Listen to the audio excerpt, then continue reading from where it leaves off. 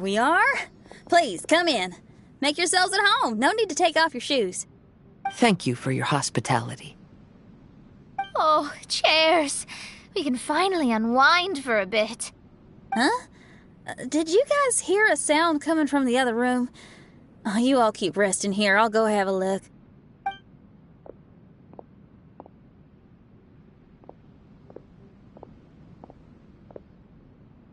Oh, the lights aren't even on. And there's no one... Whoa! Dun dun dun! Happy birthday! What are you two doing? Why are you sitting in the dark inside my house? You scared the bejesus out of me. Yunjin, you were totally right. She does get spooked. It's your birthday, so we planned a surprise party for you. You girls really shouldn't pull these pranks while pretending to be all sweet and innocent. Huh? Come on now, what's wrong with that? Who says that being cute and innocent means you can't pull pranks? Back me up, Xiangling. Totally, Yunjin. Golba pulls pranks on me all the time, too. All right, you win. Beidou needs to do something today, so she has asked me to deliver her gift to you. So, here they are. A custom-made dagger and the score of a composition from abroad. As for my offerings, I had these gold hairpins and iron hair ties, custom made for you by my family. Iron hair ties? You're telling me that your family used their 1,000 years worth of experience to make hair ties? What's the problem? Hair ties may look simple and unassuming, but they actually require a lot of intricate craftsmanship to make. My gift is one of a kind. A little while ago, I came across a bespectacled blacksmith on the street. The way he worked and talked, it felt almost like he could see right through stones. I was skeptical, so I asked him to help me make a bet. And when the merchant cracked the stone open, there was indeed a piece of raw jade inside. I took the jade on the spot and ground it into a pendant, which I then strung on a cord. You can use it as an accessory. Wow. You made a jade pendant for me? Yeah. Don't wear it around your neck. Put it on your guitar.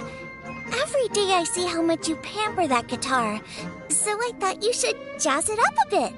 I don't know if I can bring myself to hang this thing anywhere except in a display case on an altar. Thank you, Xiangling. You're so thoughtful. Xiangling has always been thoughtful. But the blacksmith you mentioned, who could see through stones, can you tell me more about him? If the story's interesting enough, I might have to put it into my play. I'm not exactly sure, but I hear that he was sick for a while and was so disoriented during that time that he couldn't remember anything and felt as if his body didn't belong to him. And then, all of a sudden, he recovered. He's all fine now, except for some reason, he can now tell the difference between valuable and worthless stones just by looking at them. That's certainly peculiar. No, let's not get into that. The food is getting cold. Let's eat!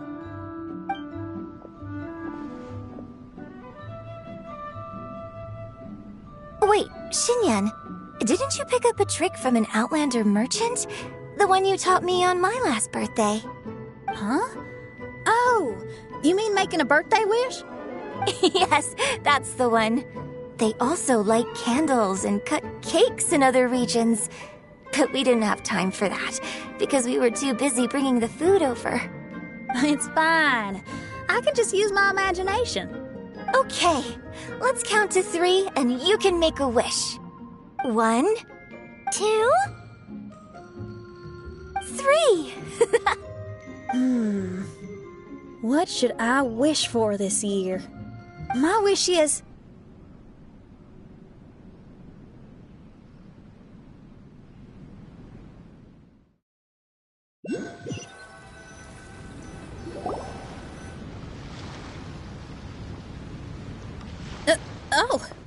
I'm back. What happened? Paimon was just peering through the crack in the door. Given that we are in a mirage, Xinyan, did anything significant happen inside the house? Paimon knows! Paimon knows! She ran into some of her friends who were throwing her a birthday party. Yes, I heard all that. I mean, something she did herself. Oh, I made a wish. It's pretty interesting now that I think about it. When I entered the room, I found Xiangling and Yunjin, two of my best friends. That actually happened in real life. They paid me a surprise visit on my birthday, set a table with delicious food, and persuaded me to make a birthday wish. Xinyan, what was your wish? My wish was to perform with someone completely unexpected. I wonder who this unexpected person might be. I've just figured it out. Oh, you already know the answer? However, before I tell you the answer, I'd like to clear the water veins that flow through the mountains.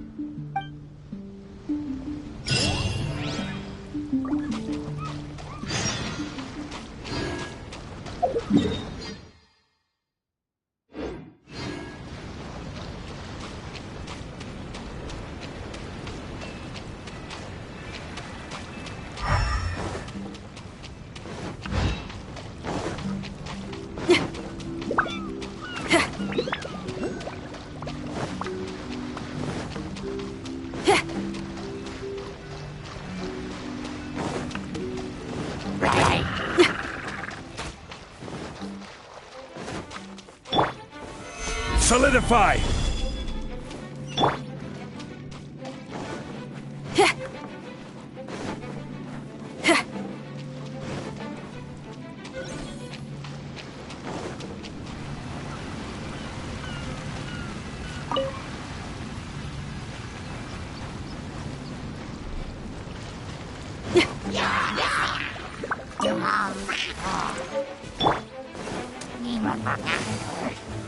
Stabilize!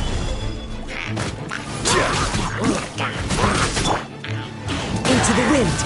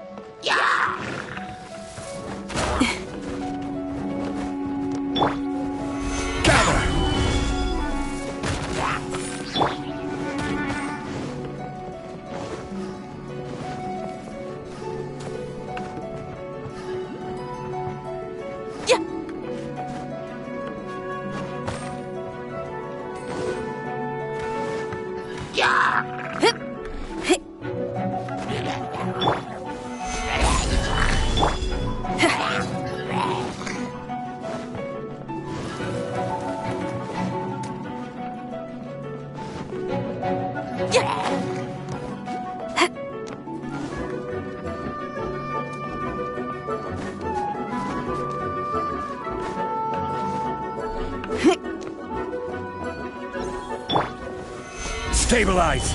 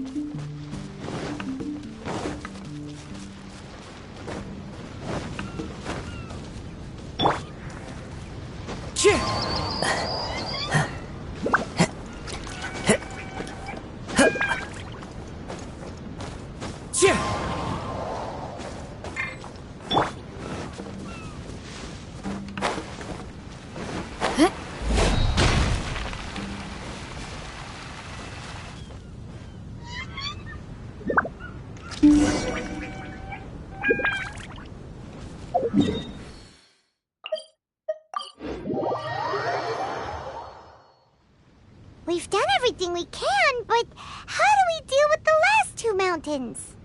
Let's stick to it. There's gotta be a way. After taking a closer look, it seems to me that most of the island mountains contain water veins and plants in their interior. Those together form a system that connects the mountains with one another. However, now that much of the mountains have collapsed, the connection of plants and water veins is blocked. If we can dredge all the blockages, we'll be able to connect the islands to form the giant instrument described in Albedo's notes and play music using the islands themselves. Yep, for me to reach my goal, we gotta do this. But first, I'd like to consult the flower. It should know what to do.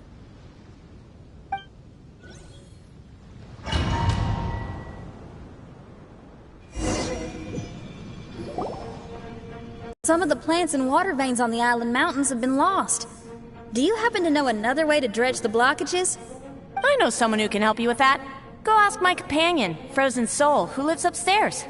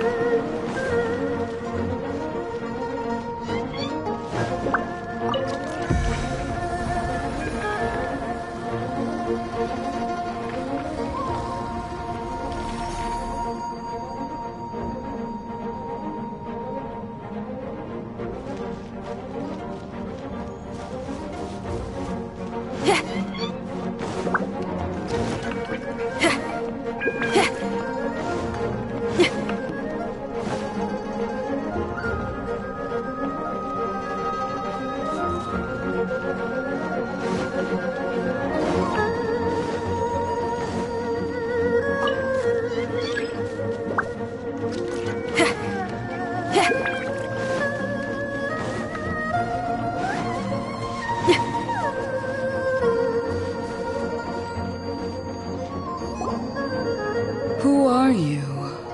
And what brings you to me? Nice to meet you. We were wondering if you could use your power to dredge the mountains on the island. Mountains? Oh, I see. You want to become great musicians too, right?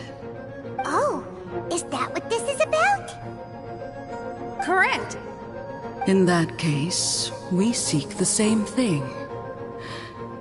Despite my frailty, I feel obligated to share some of my power with you.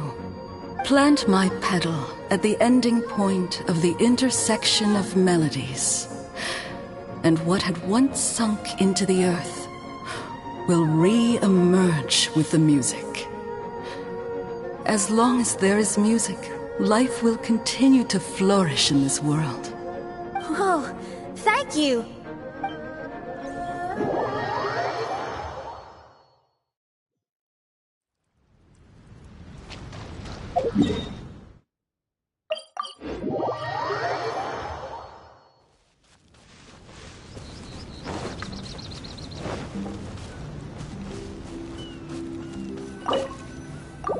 Okay, this ought to do the trick. There's a sound coming from the island.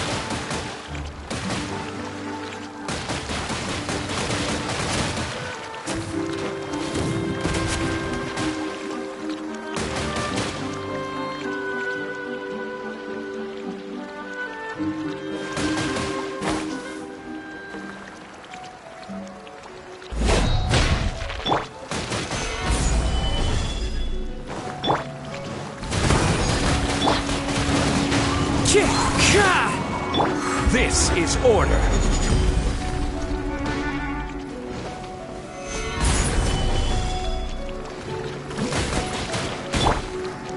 The wind knows it. Time to go.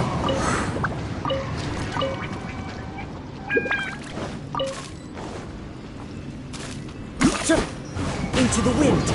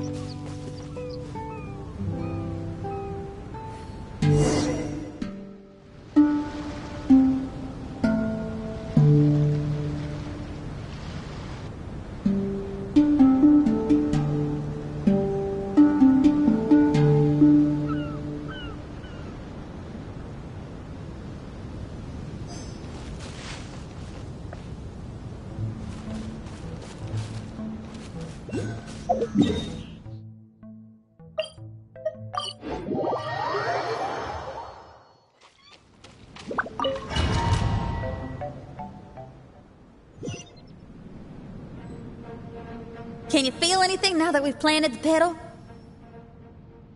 Yes, I can feel it.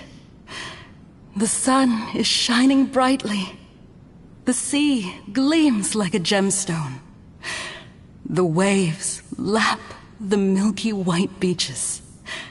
And the grains of sand are pulled into the sea, then pushed back ashore. The seabirds are landing on the rocks, pecking gently and making rhythmic sounds. Da-dum, da-dum, da-dum. It's music. This is indeed music. In fact, this whole island is a giant musical instrument. Since you are a musician, you should be able to understand the meaning behind its original creation. Making music with the tides, waves, and sea breeze as your instruments is the most romantic thing in the world. Let's go, everyone. It's time for my performance.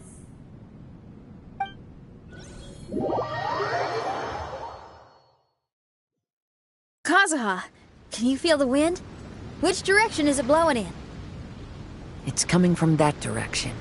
I'll take you to a hill where the wind blows.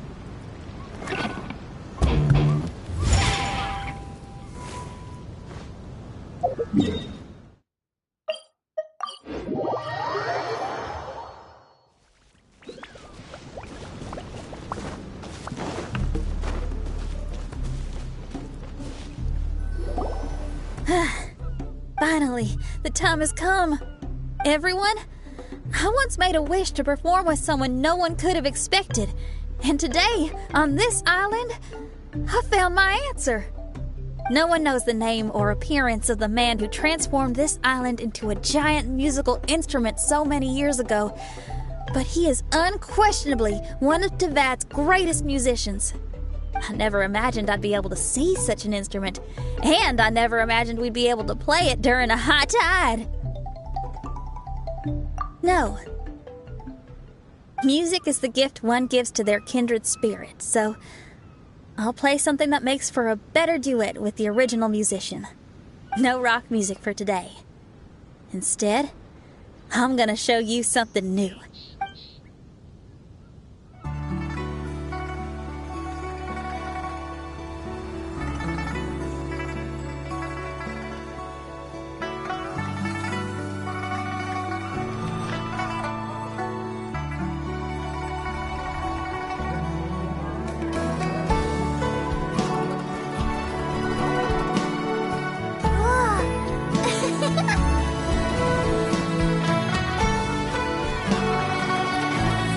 You who lived here in the past, I hope you liked this song.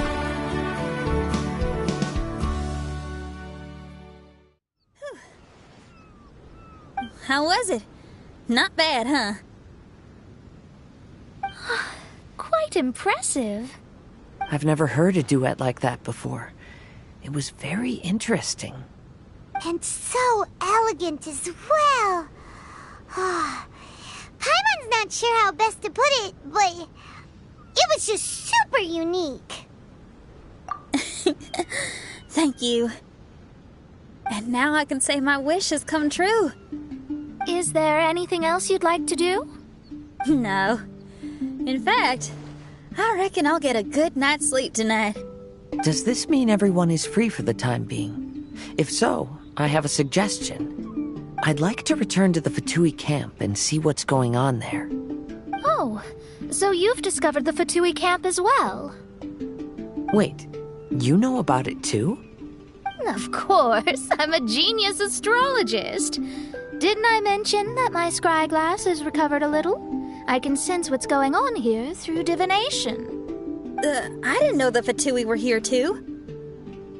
Indeed. I also informed Fischl of this when we parted ways today. If she runs into them, she'll stay hidden and out of danger. I see.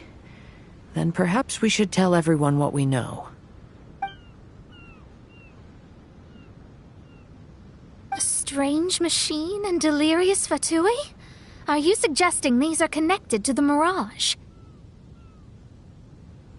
I can't say I'm certain, but I don't believe they're completely unrelated. Fair enough. Let's go check out the camp.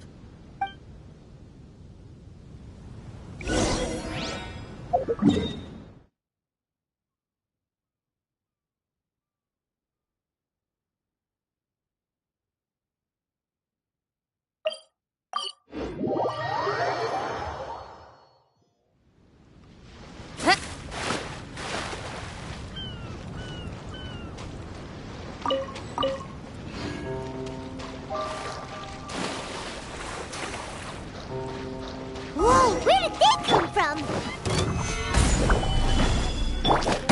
The wind knows me.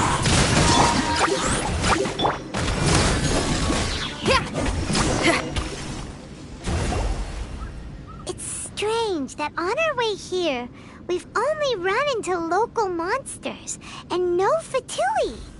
How bizarre.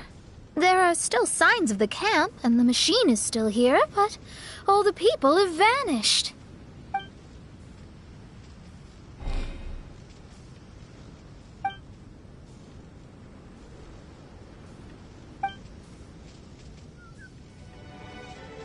Oh, I give up.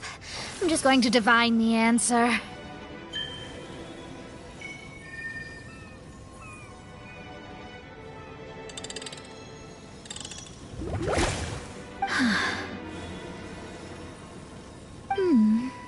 What's this? Some kind of energy flow?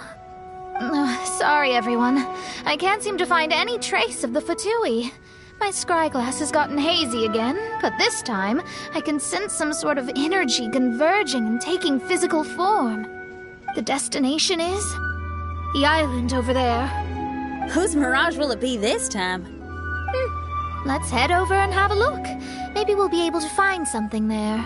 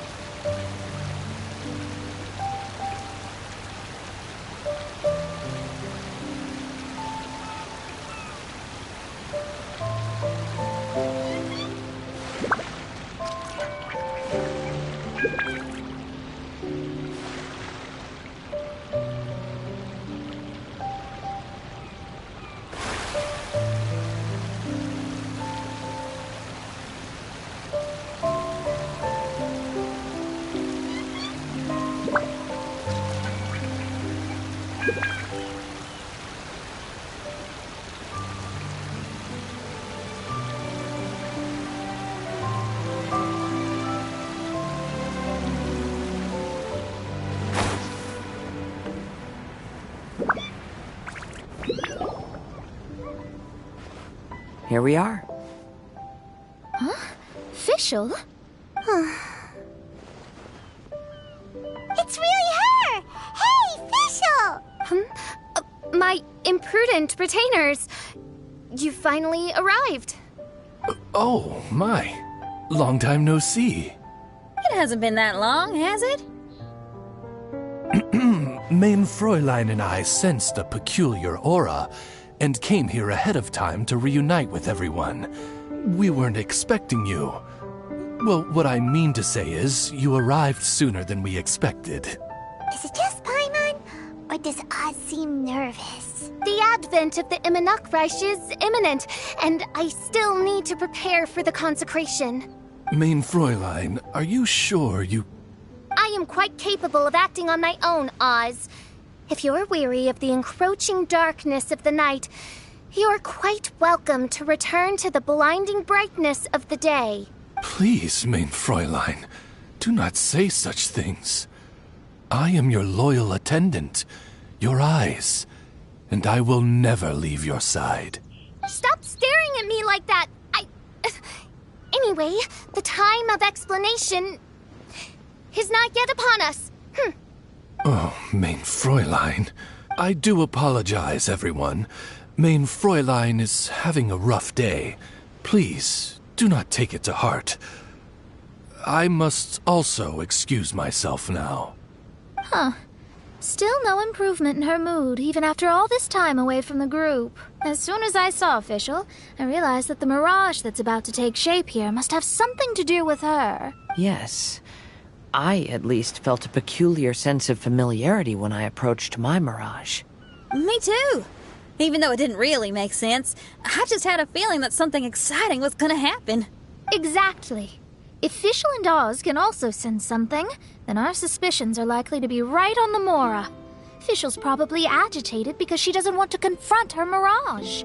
How come? Maybe her mirage conceals some secrets that she doesn't want anyone to know about. Let's all take a rest here for now. When the mirage appears, we will get to the bottom of this mystery.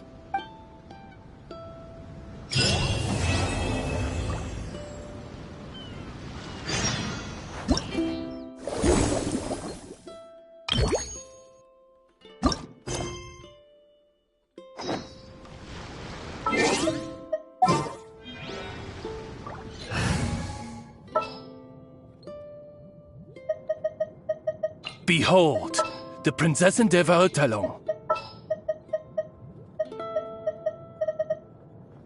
Want me to come along?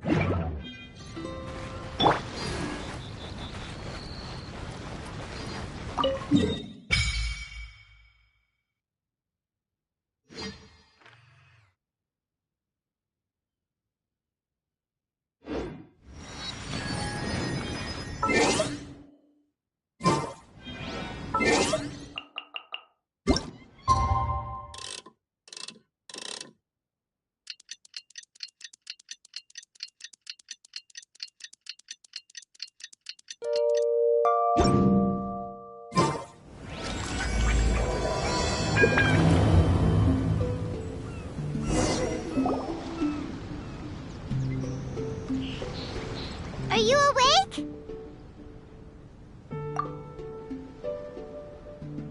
It might sound hard to believe, but no, nothing's happened. You're awake? Then let's bring you up to speed.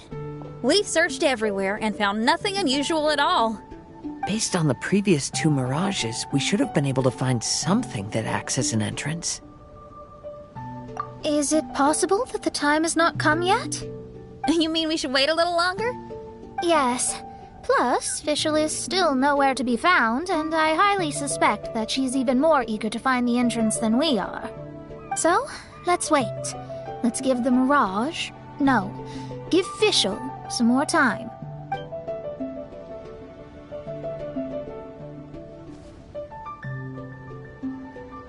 There's something on the beach! A book. And next to it is...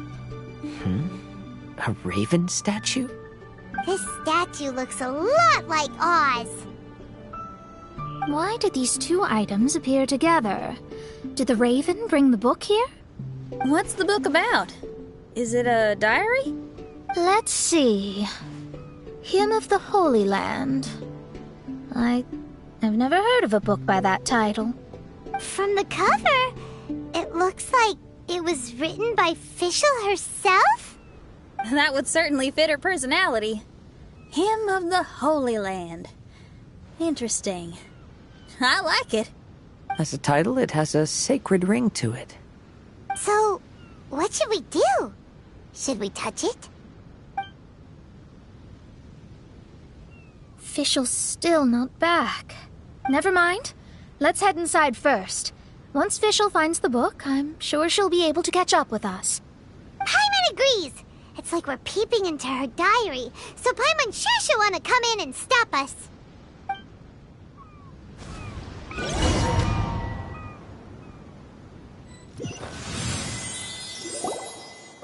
Though this truth has long faded from popular memory, scholars have long known that Prinzessin Fischl von Luftschloss Norfedort first descended upon the world during the time of chaos, roughly 600 years before the era of the saints.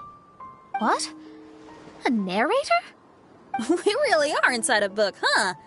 There's even a narrator telling us the story. Oh no! The path has been cut off! We can't go across! Oh, there's a device over there that appears to be waiting for us to approach it. Is it just Paimon? Or does everything in this place seem just a little bit over-deliberate? Well, it is the Holy Land. What did you expect? Yeah, everything's so blatant. It's clearly begging to be noticed. That's our Fischl for you. The Prinzessin harbored much sympathy for all living things and wished to never see them in pain. She harnessed the power of darkness and dream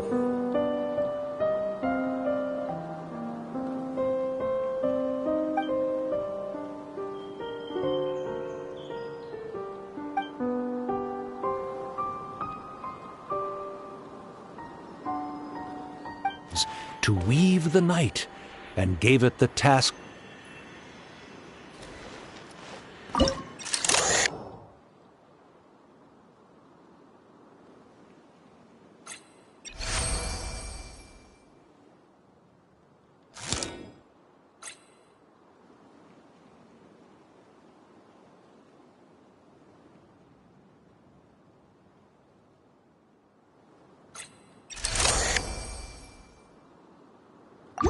The people celebrated and worshipped the Prinzessin's authority, and followed her call to migrate to the sacred land that would eventually be known as the Immer Nachtreich. It really is the Immer Nachtreich.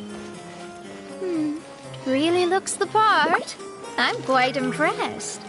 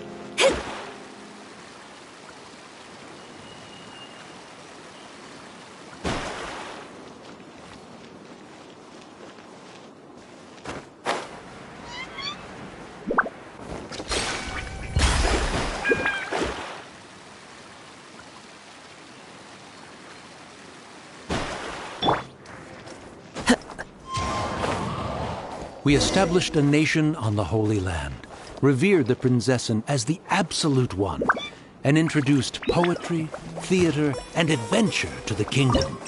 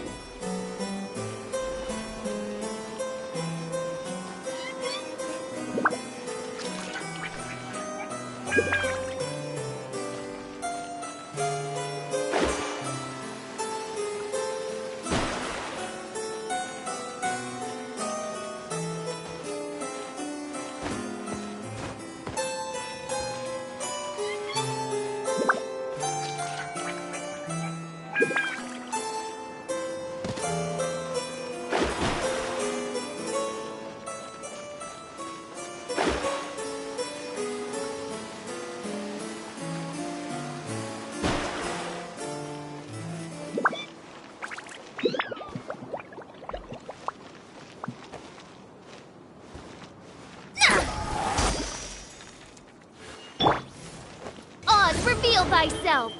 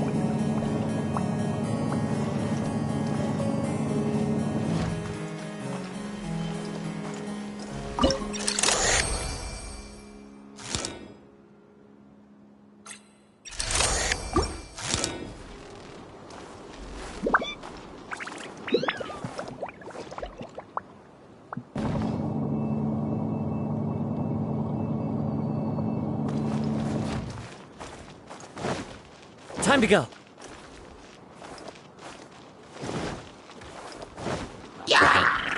By royal decree! One with nature. No rest for the wicked.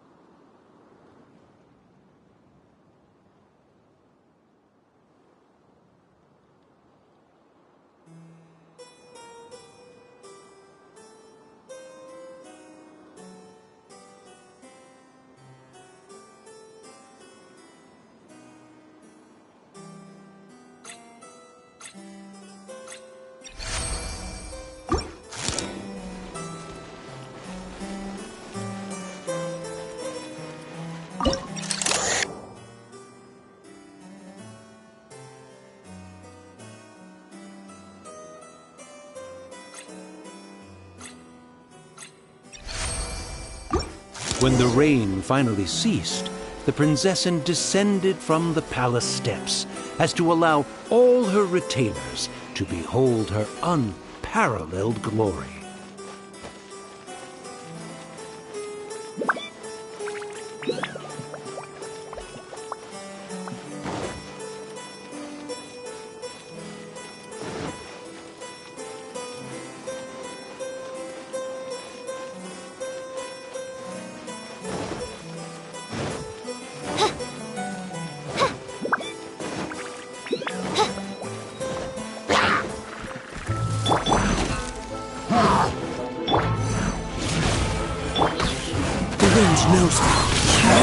Let me scry!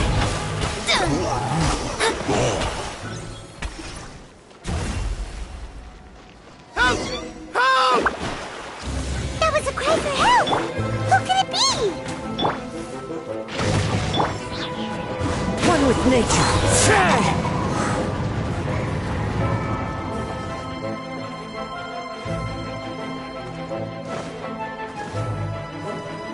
Into the wind.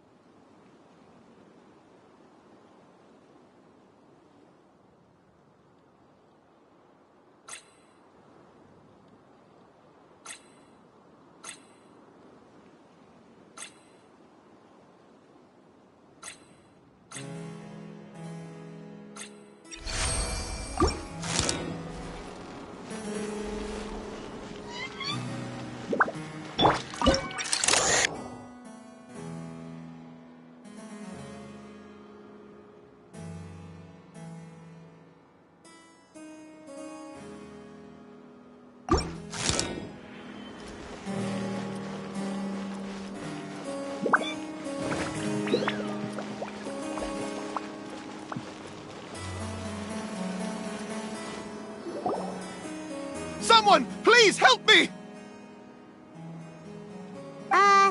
Isn't this a statue? Please don't refer to me like that. My name is Leon, and I am a knight of the Immernachtreich. A knight? But you don't look like one. You can't tell. Anyway, please don't speak ill of Sire Osvaldo. He personally designed and distributed the armor for Die Nachtrebenritter. Well, you must have heard that one before, surely. Oz's full name, Osvaldo Hofnevines. Oh, so Magistus was the easy pronunciation. I agree. Or so it seems. Dear friends, I apologize for interrupting your lovely conversation, but I believe you haven't been informed that the gate ahead has been locked. Yup, that's news to us. I'm hoping you'll be kind enough to save me, and in exchange, I'll gladly teach you how to unlock the gate. Well, I guess we'll have to save you then.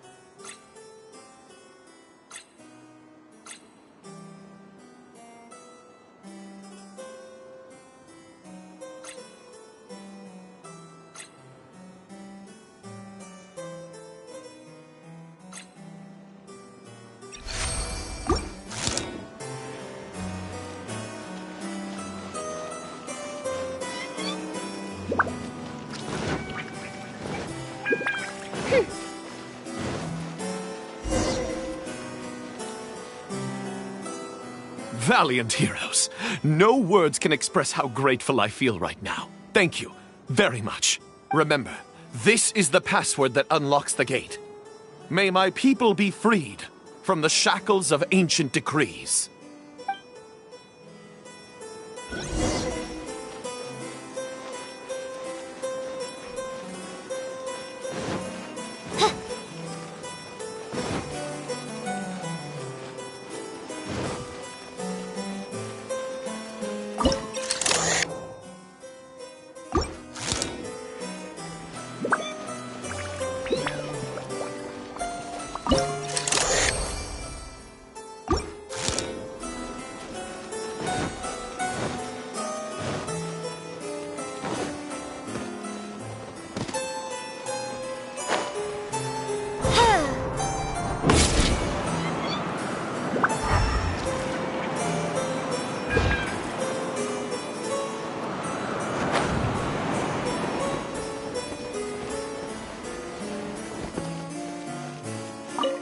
my people be freed from the shackles of ancient decrees.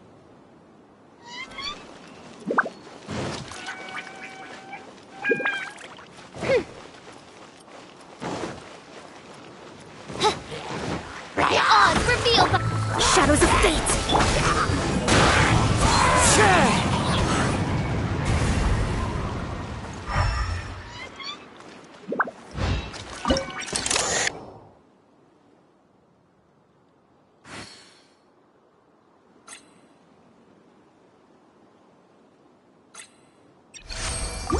The great secretaire, the lords, and the devoted Nachtrabenritter mounted the tower to pledge their allegiance to the Prinzessin, kissing the hem of her exquisite purple dress and taking pride in their loyalty.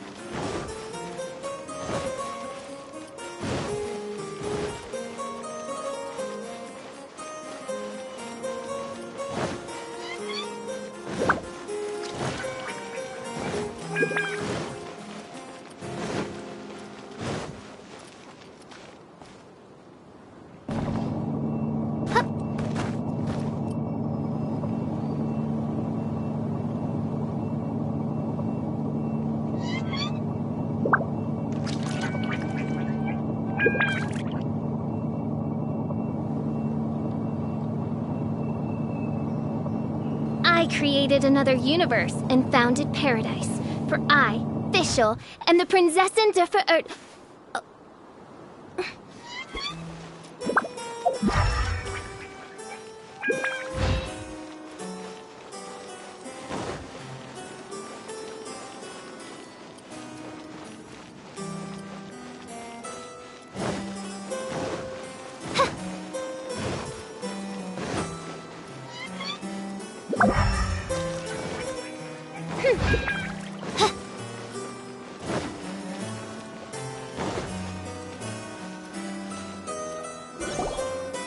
Looks like it's a dead end ahead. There's only a book. Do you think what we just heard is the story from the book? So the Holy Land in the book's title refers to the Immer Nachreich. This book sings the praises of the Prinzessin from the perspective of the people in her kingdom. We're on the last page of the book, but the story doesn't seem to have ended. What happens next? Paimon wants to know what happens next. I guess we'll have to keep exploring. As for this book... Wait, I have an idea. Now that we've finished it, let's close it.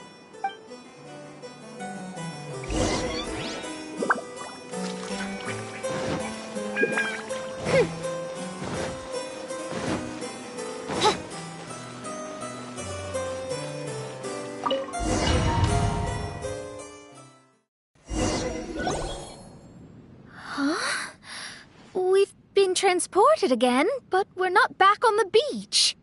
We are somewhere in Mondstadt. Greetings, Honorable Kaiserin der Verirrtelang.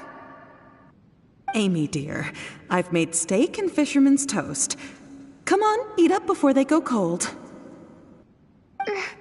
Mother... Oh, look at me being so forgetful. Ahem. Dost thou knowest, Prinzessin der Verirrtelang, that the hour of luncheon encroaches? Of course, Mother. Ah, behold the view from the window, a delight to the senses. Prinzessin, Kaiserin, would you care to join the Kaiser der Verurteilung for a grand royal picnic? We shall enjoy the scenic view and partake of the delicacies granted to us by the heavens. Yes, I shall gladly join you. Oh. Does anyone want to say anything about that? Okay, I'll bite. So, Amy, that's Fischl's real name? Seems like it. The other two voices were probably her mom and dad. Why are you all giving me that look? Forgive me if this comes across as rude, but is your surname truly Magistus? Huh, you think I was bluffing? My full title is and always has been Mona Magistus the Astrologist. Oh, my apologies. Don't you think that's a bit long? Well, it's a special case. Only geniuses get titles like this. Well, that makes no sense. What are your thoughts on the scenes we just witnessed? Well, it seems that closing the book is one way of affecting change in this mirage. Well, I think it's sweet that Fischl's parents are willing to play along with her. Well, they probably didn't indulge her forever. Based on the voice, this was surely a memory from her childhood. It's a different story now she's grown up. You know a lot about Fischl, Mona. After all, we've been friends for quite a while. Speaking of, I wonder where Fischl is now. That voice mentioned that she was heading out. We may as well go outside and see if we can find anything.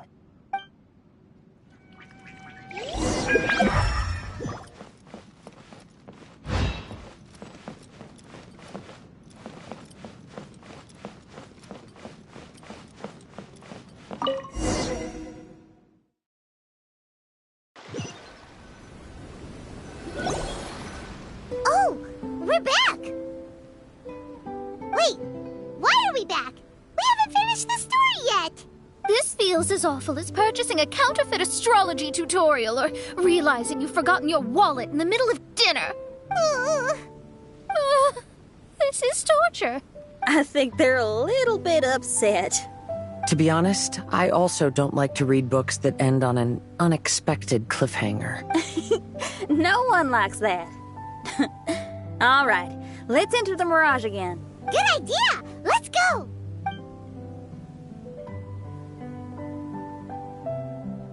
Huh? We're still here.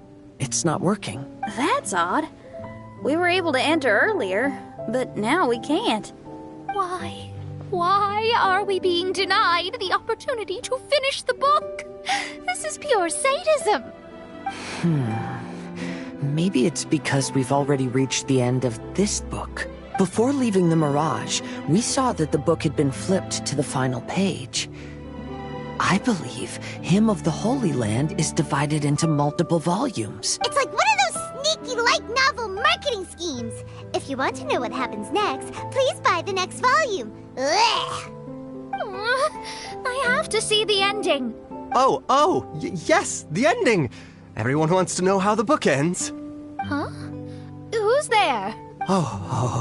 Heavens above, she saw me. Stand up straight. Stand up straight. You're... I'm Ask Me for Directions, Arnold. That name's a little on the nose. So, Arnold, let me ask you something. It's Ask Me for Directions, Arnold. So, ask me for directions, Arnold. Let me ask you something. Yes, ma'am. Are there other volumes of Hymn of the Holy Land? Where can I find them? Oh, you're asking the right person. Hymn of the Holy Land is the sacred scripture of the Immer Nachreich. There are 3 volumes in total, with the other 2 stored in 2 high locations in the castle. If you wish to find the second volume, you must climb to the very top floor of the tower. Tower? You mean that tower over there? That is, indeed, the tower where the sacred scripture is stored. If you look closely to the cave right over there, you'll find a secret passage that will swiftly take you to the tower. Okay. Thank you, Arnold. It's ask me for directions, Arnold. Do you have any other questions for me, fair maiden? Concerning, perhaps, my relationship status or monthly income? No. Goodbye. Let's ignore that, Raven, and proceed. There's a secret passage in the cave ahead that leads directly to the top of the tower. But, ma'am, are you sure you're not interested in me? I only shared with you the secrets of the Immernachtreich because of your great beauty. Ma'am, wait.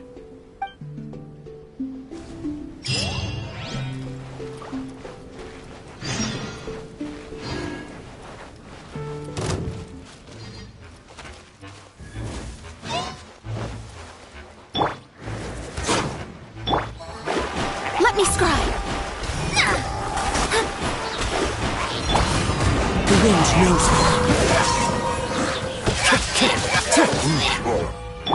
By royal decree.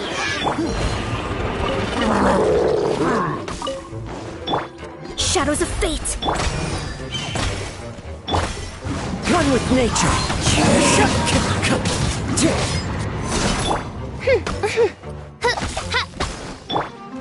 Let me scry.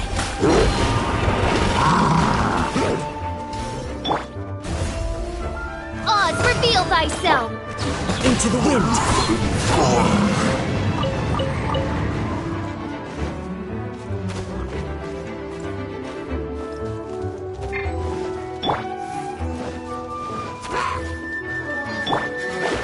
Delves into destiny. The wind knows me. By royal decree.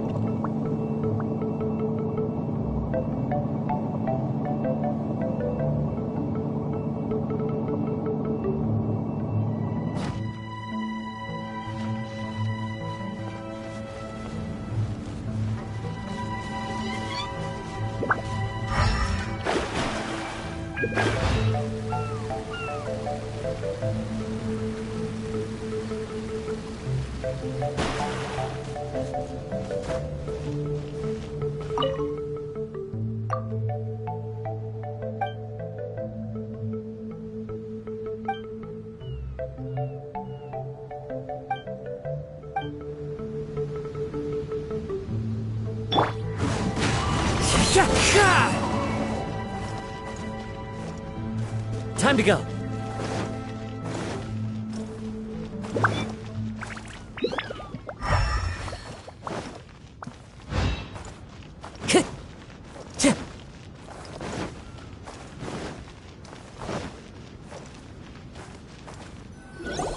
Hey, stop! Who are you? You don't look like citizens of the Immernachtreich. Explain yourselves. What's your purpose here? This place even comes with guards! What are you doing?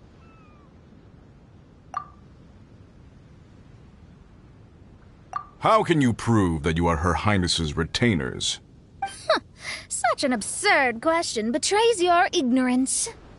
May my people be freed from the shackles of ancient decrees. That's the password of the Immernachtreich. They really are Her Highness's retainers. Oh my goodness, we didn't know. Please, forgive us. Now step down! Yes, we're leaving now. They're gone. This is the second volume of Hymn of the Holy Land. Everyone ready? Bring it on!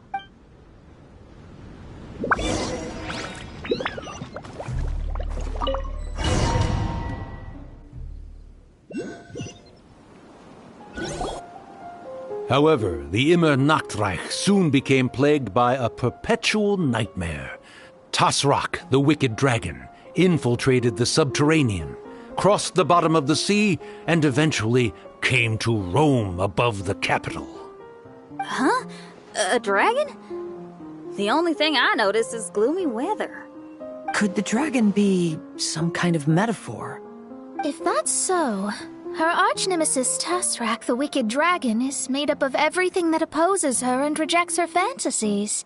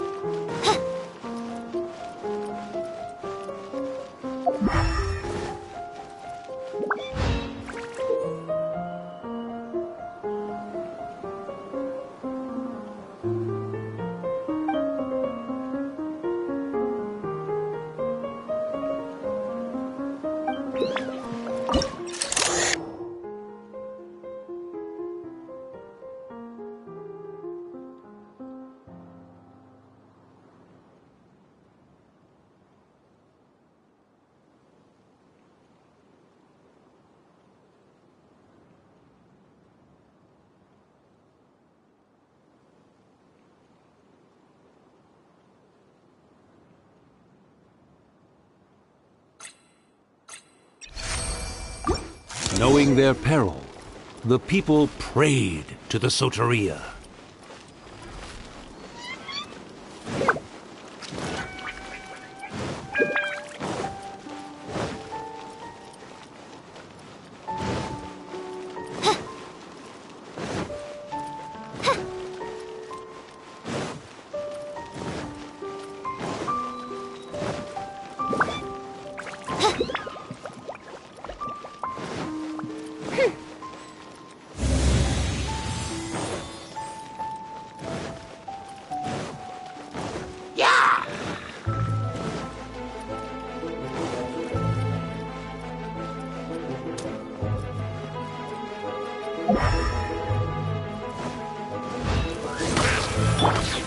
Into the wind!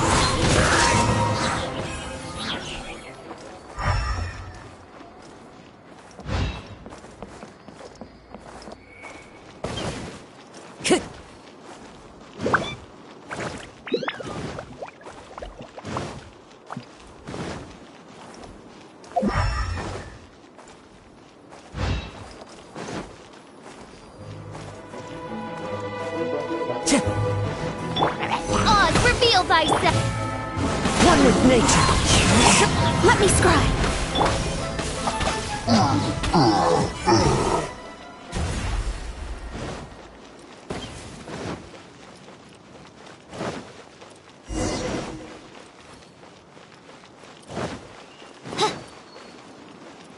Midnight Phantasmagoria!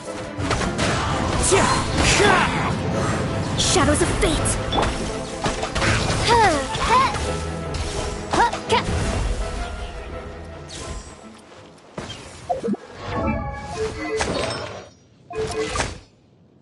I created another universe, and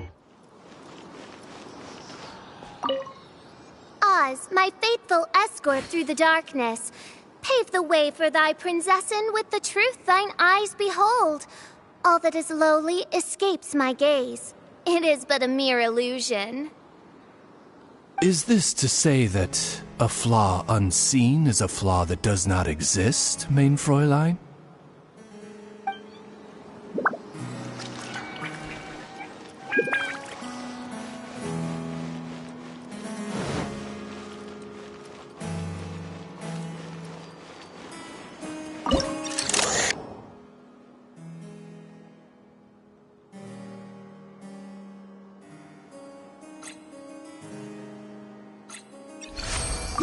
The princessen descended to confront the dragon, but the great battle was certain to damage the castle.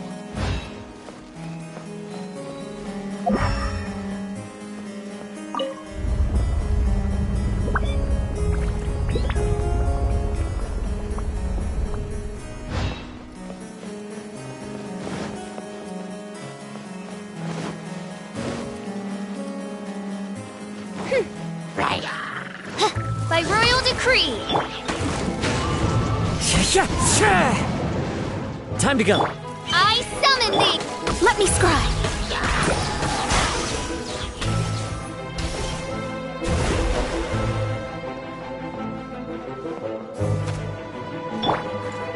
The wind knows me. Shadows of fate! Oz, reveal thyself! Huh.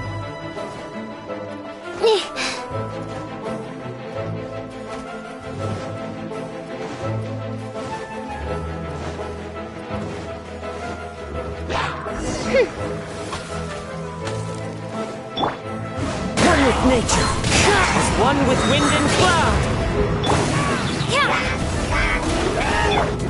Power cord!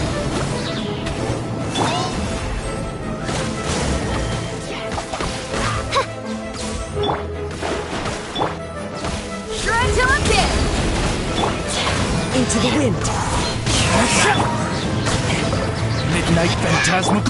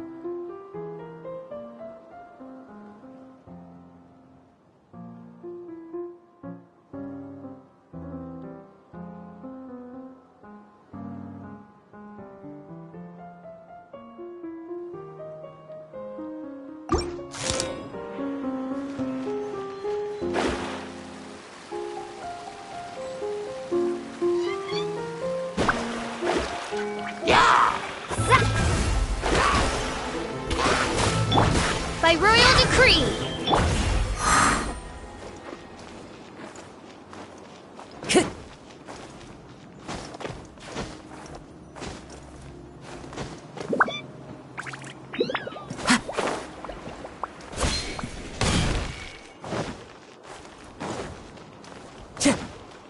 Time to go.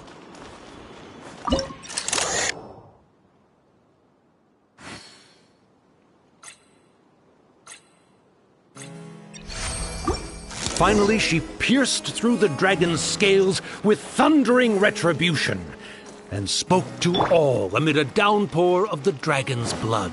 She said,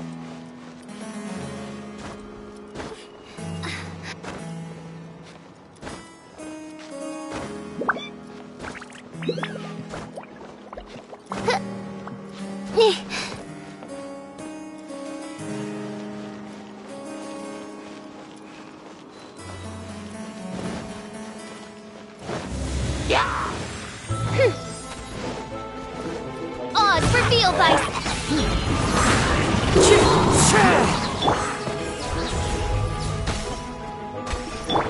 Feel the beat! No rest for the wind. The wind knows me.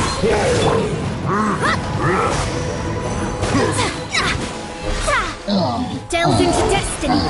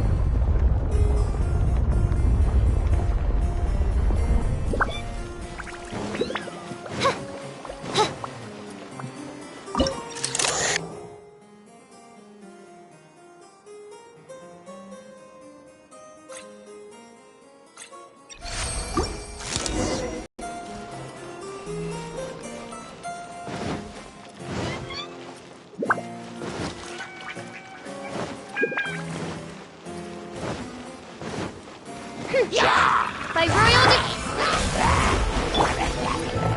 One with nature.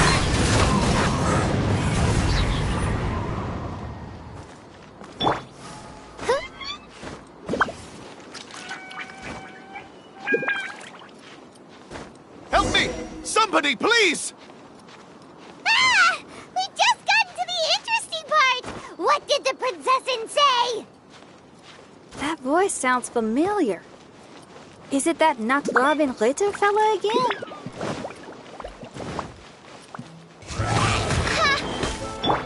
Let me scribe. Into the wind.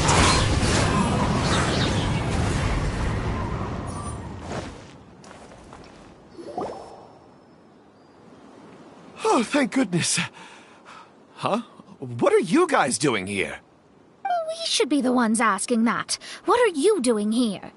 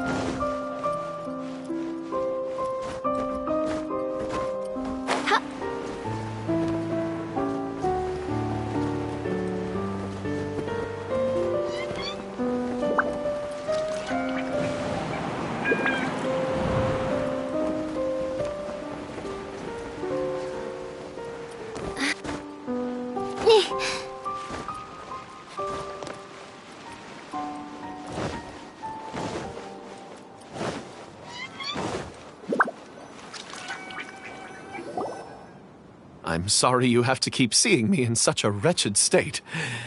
I suppose I'm still not good enough to play the role of a qualified Nachtrebenritter. Play the role? I'm ashamed to admit it, but I'm not a real knight. Rather, I'm a new actor who recently landed a job to play the role of a knight in a theater troupe. That's not really something to be smug about. Ah, well, you see, that's where you're mistaken. Theater is an essential part of Immernachtreich's culture. A fantastic theatrical performance is the greatest tribute we can pay to Her Highness.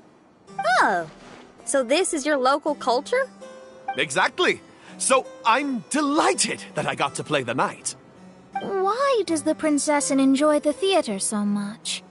Her Highness once said, "Celebrate me by staging a play in the wilderness.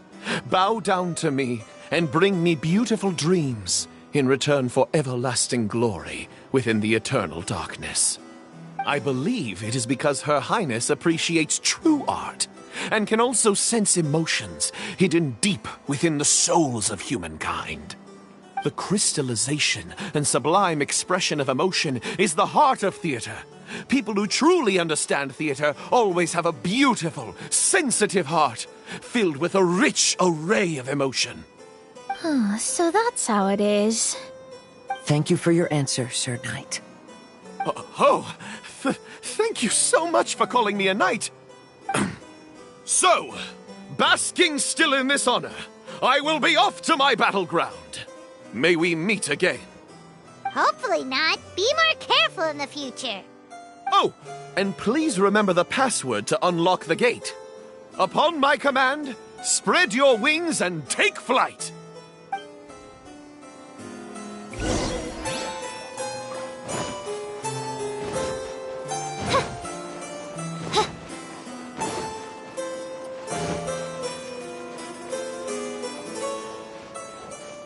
Upon my command, spread your wings and take flight!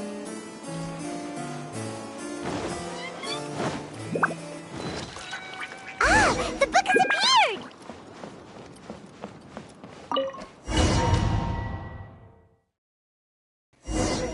Greetings, my most esteemed father and mother. Today is celebrated as a festival in the Immernachtreich, and I hope you can both spare some time. Amy, come on now, darling. You can't be carrying on like that at this age. You're a big girl now. It's time to forget the fairy tales. But... Oh, and I almost forgot to mention, I've bought you a new set of music course books. Give them a read, won't you? You should dedicate your time to something more meaningful. Oh. Okay, Mom. I understand.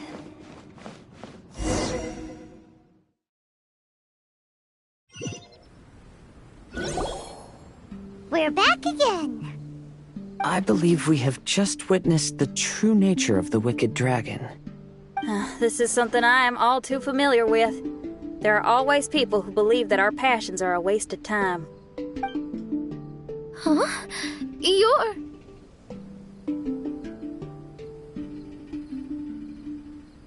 Ask me for directions, Arnold. I mean, you're back. Why? Oh, but I came because I bet you'd be looking for the third volume of Hymn of the Holy Land. Well, you bet right on that front. You need not do anything for me, my dear lady. The opportunity to behold your beauty is the finest reward I could ask for. I shall give you the answer you seek. The third volume of Hymn of the Holy Land can be found on the top floor of the royal castle. Is it guarded by anyone? Oh, but of course, sir.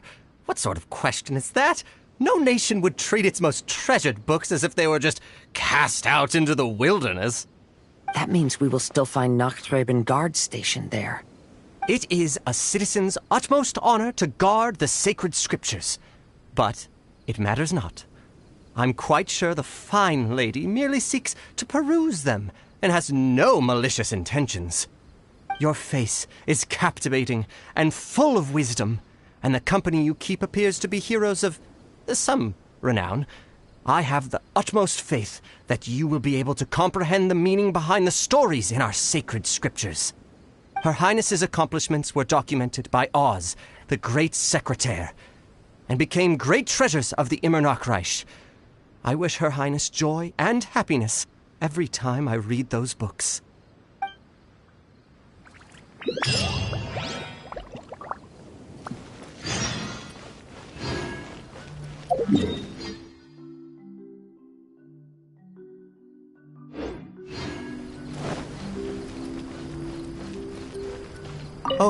Oh, what should I do?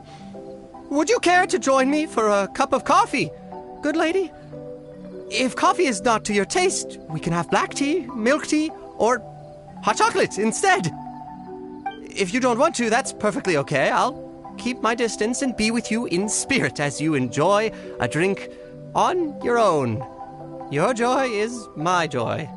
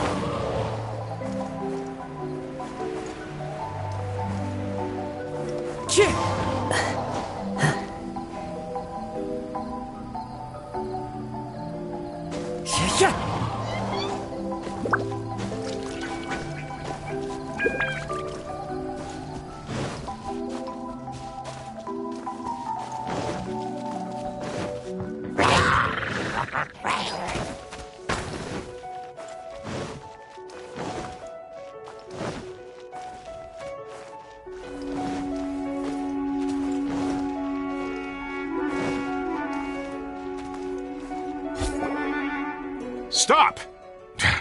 It's you guys again. What's your problem?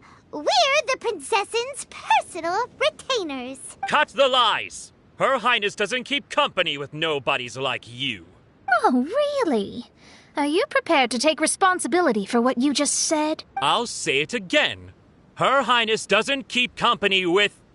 Who are these nobodies you speak of? Her Highness and Sir Oz! I must say, guards, it's immensely disrespectful of you to make such remarks to the retainers of the Immernoch Reich. How dare you treat one's hand-picked retainers with such disdain? Begone! But... Don't you butt me! Yes, Your Highness. Fischl! Oz! You're back in the crew! You may consider that the case for the time being. What Mein Fräulein means is that it took us a long time to reach this place. She couldn't bear to leave you all here, even though she did not wish to confront this mirage. Didn't want to confront it, huh? Sounds like Mona was right. It felt like we were peeking into your diary. Nonsense. Despite the existing threats, the unrivaled glory of the Immernoch Reich would not exist in this world if I, the Prinzessin, were the sort of person who could be easily swayed. What Mein Fräulein means to say is that there are other troubles in this area. Troubles? Have you run into anything dangerous? This matter can be revisited later. For now, let us proceed with more important work. Let's get this show on the road. The book's right in front of us. Let's not just stand here.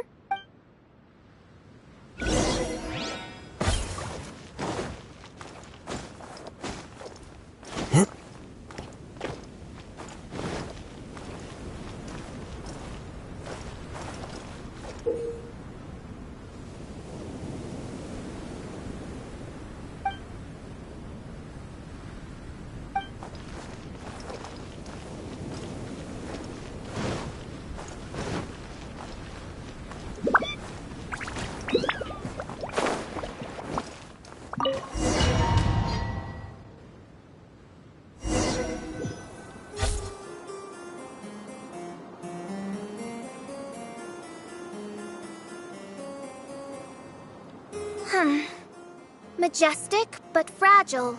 Vast, yet vulnerable. This domain both amazes and sickens me. She means that she has never seen such an extravagant mirage before, and even she is enthralled by it.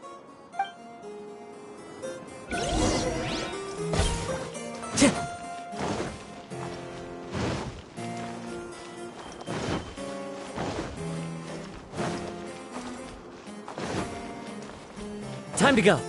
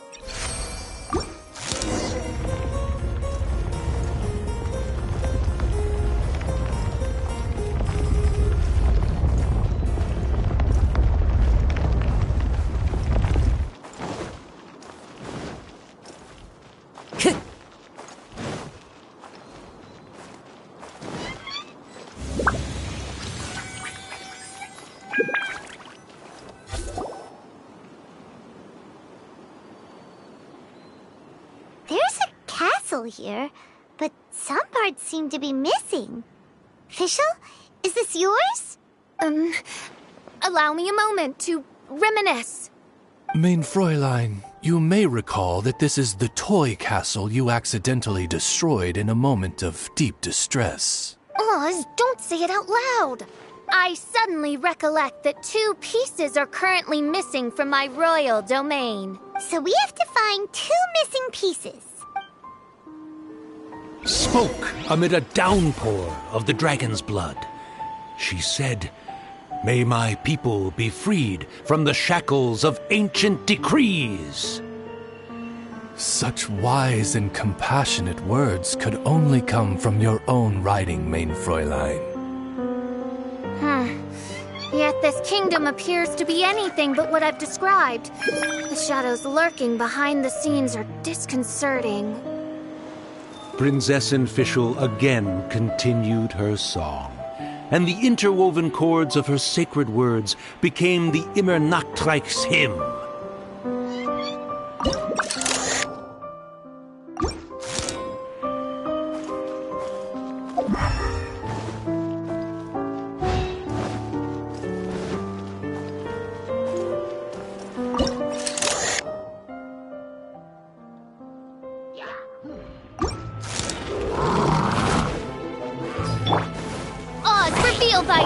Shadows of fate! Power cord!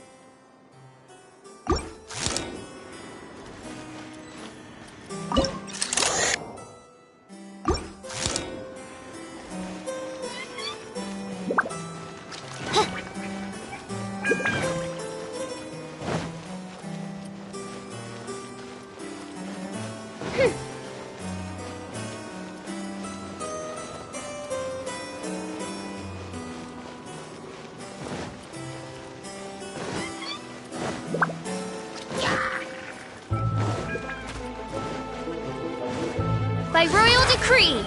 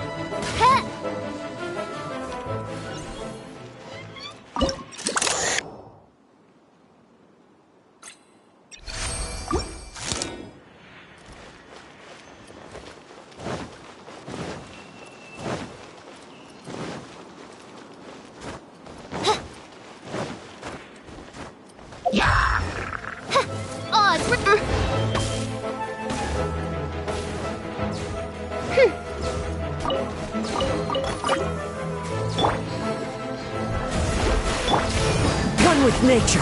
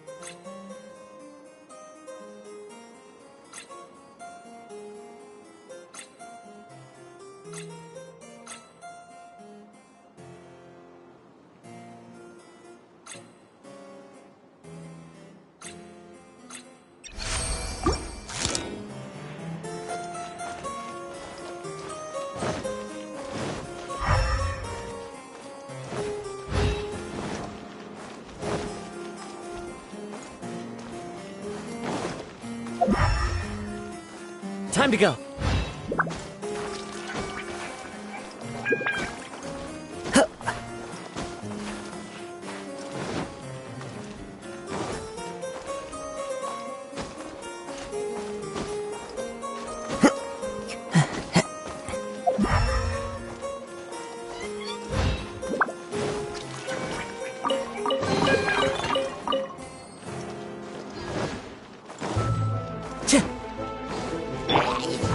By royal decree, delve into destiny.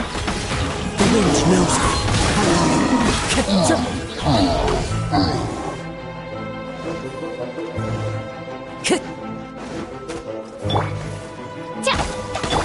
Shadows of fate. Pyrotechnics. Into the wind.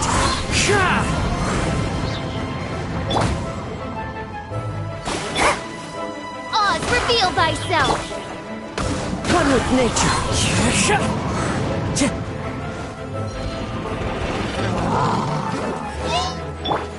Amp it up. Power cord. The wind knows me.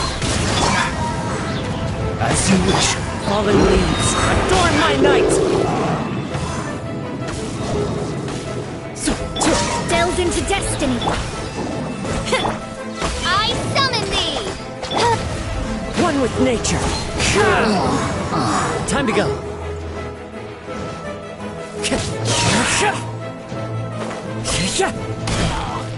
The wind knows me. By royal decree.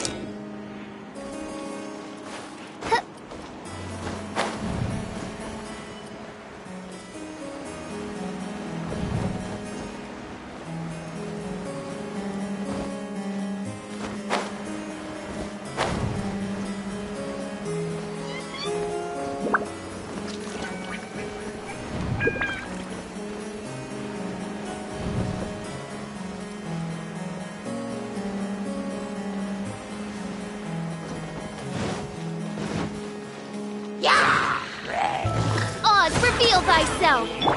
Let me scry!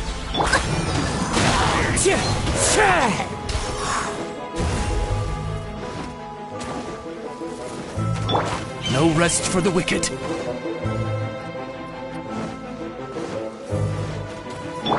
Delved into destiny!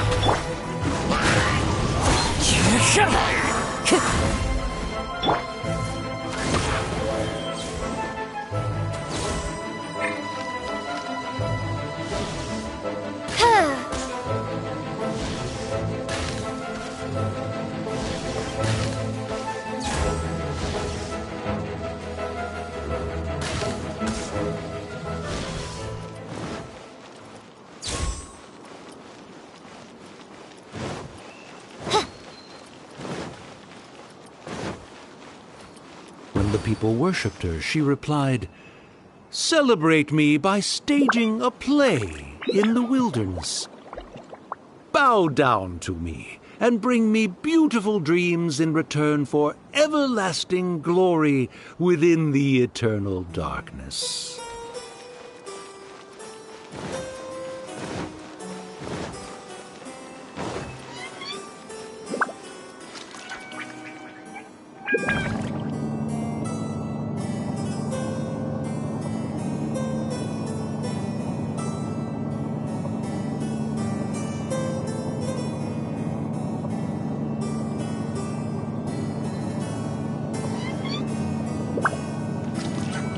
I create...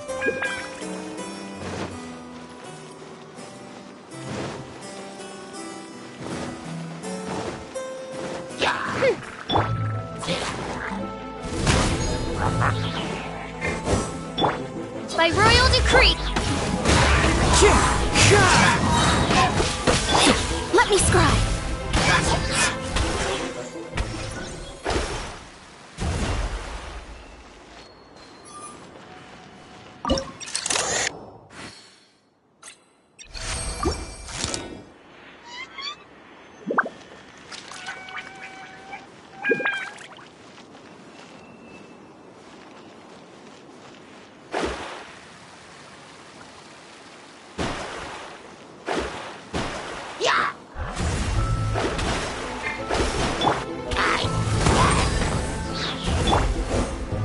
One with nature. Oz, reveal thy shadows of fate. Time to rock!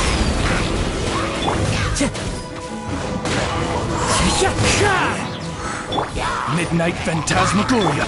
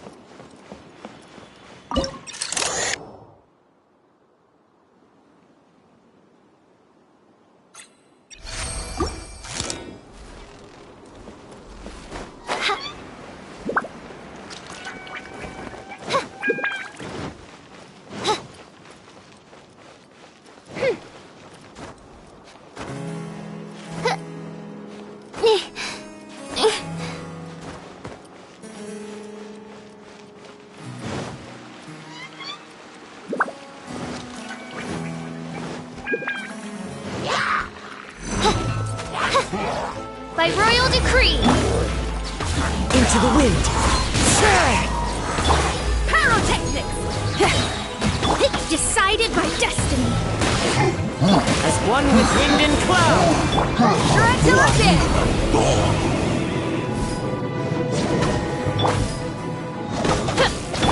Delve into destiny. One with nature.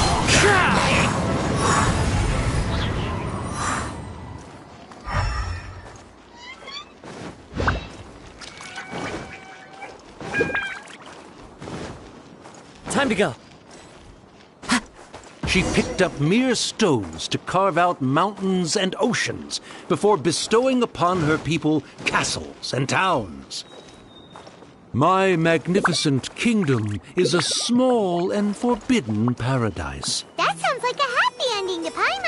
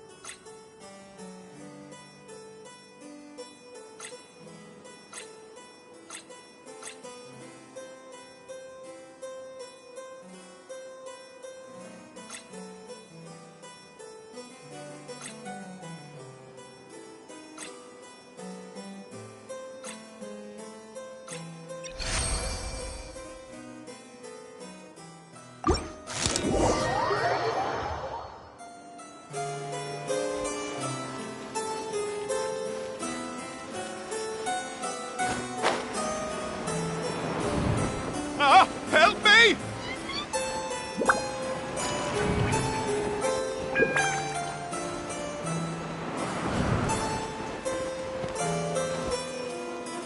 Paimon had a feeling he'd show up.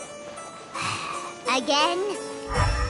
Please don't say that. I can assure you that this will definitely be the last time.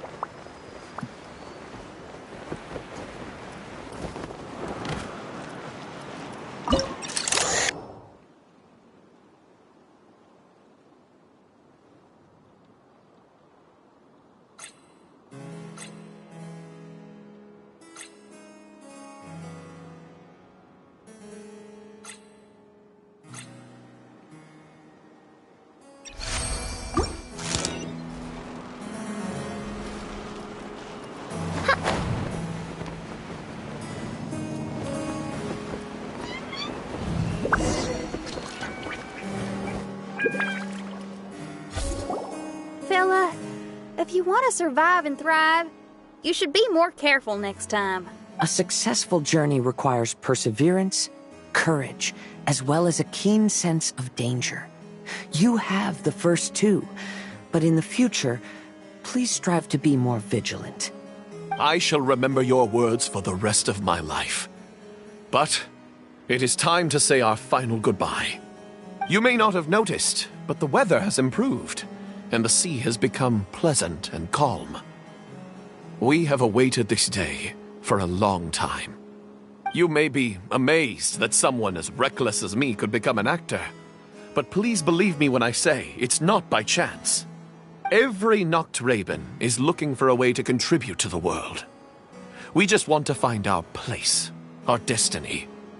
We were born to seek the roles that fate has assigned us to play. You may not be aware that Hymn of the Holy Land is also a book of prophecies. Prophecy?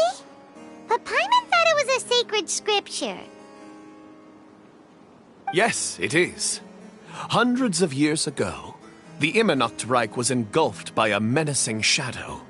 But our ruler stood by and did nothing, as if she had lost interest in ruling the kingdom. Soon after, Oz, the great secretaire, appeared among us. He brought us the sacred scriptures and a most encouraging prophecy.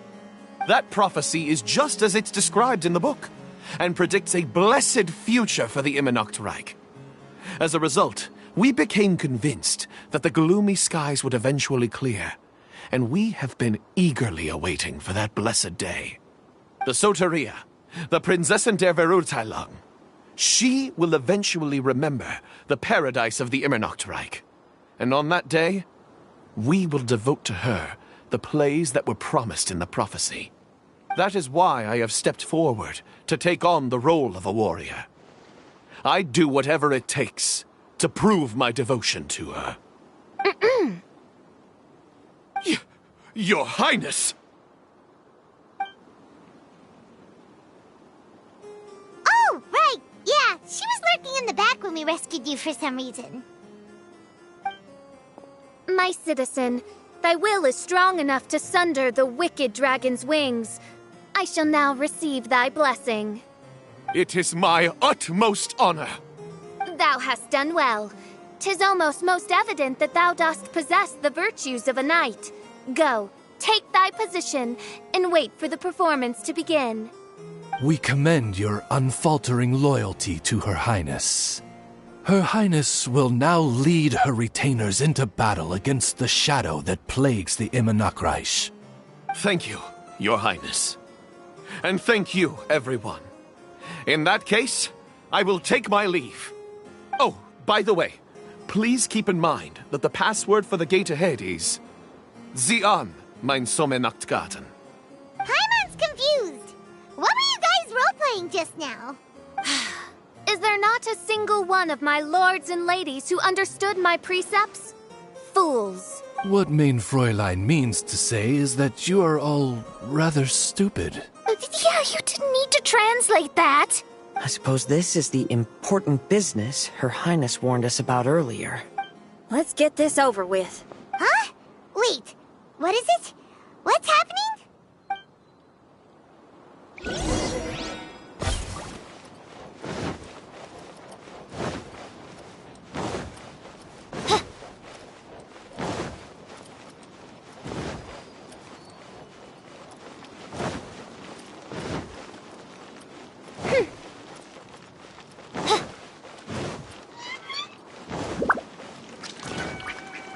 Zian, mein Sommernachtgarten. There's the book. Let's go and close it. Let's hope we won't get transported to another strange place this time.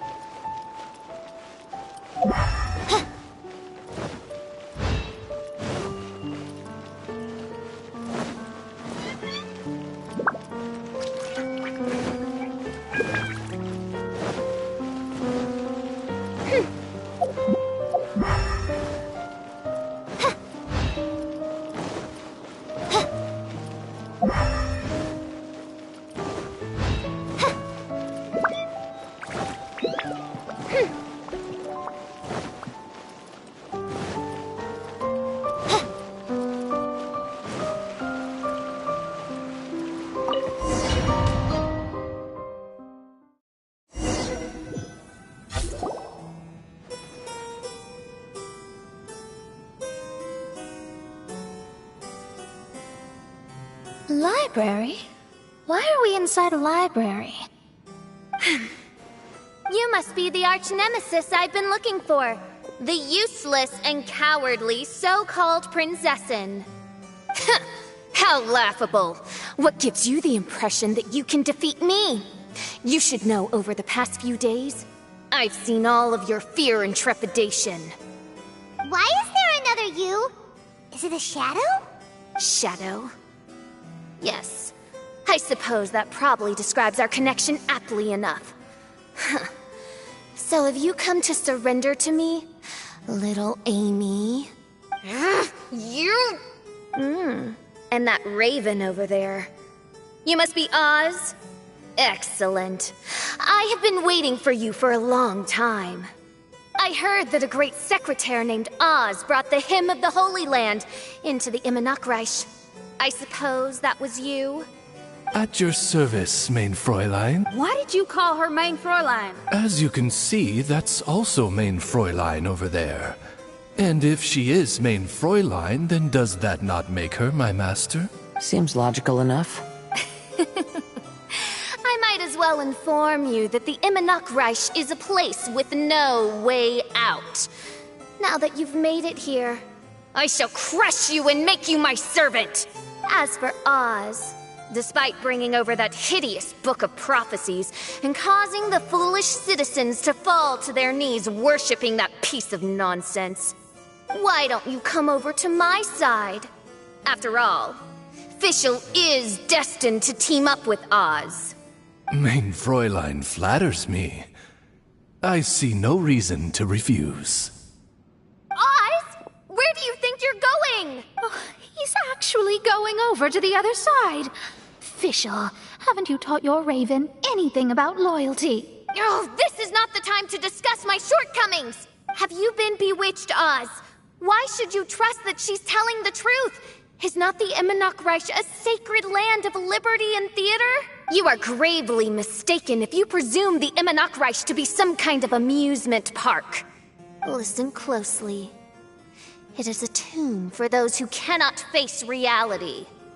You will be buried here, and I will take Oz, the product of our imagination, and live forever in the royal castle. A tomb? You of all people should know about this. Why does it always rain in the Immernachtreich? Why isn't there any music in this so-called paradise? Because of you. It's all because of you! How pathetic. No, dearest Amy, you, not I, are the one responsible for all of this. You dreamed up a vast kingdom, but you can't bear its weight. Swayed by fear, you can't face the very world you've created. You may try to avoid it, but the fact is, you can't change yourself. I came here in your stead precisely because you failed to show up. The Immernachtreich is now mine, and it is not your place to tell me what to do. Amy, you are but a weak fool who does not deserve this world. Be gone. Hey, are you done? For you to give yourself such a piece of your mind, it must have been bothering you for a long time. Mona? What's that look on your face?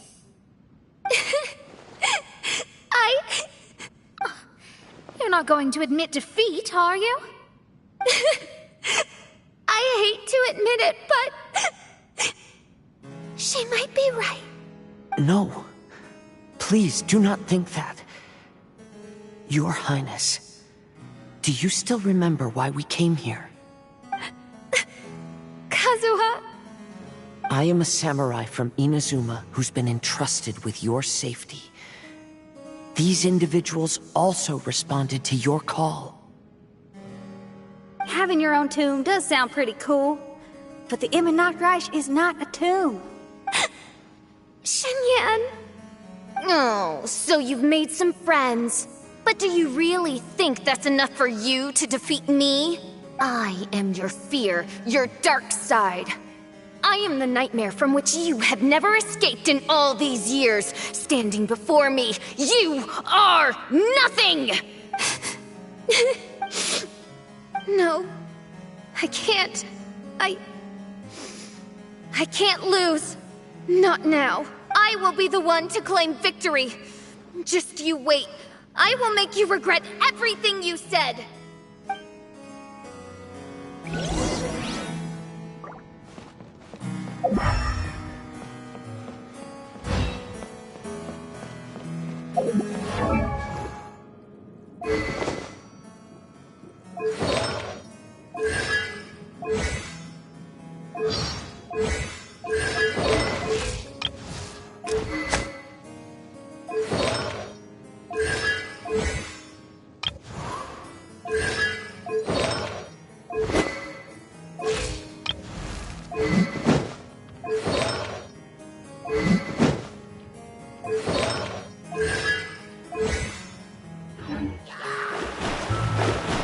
Shadows of fate!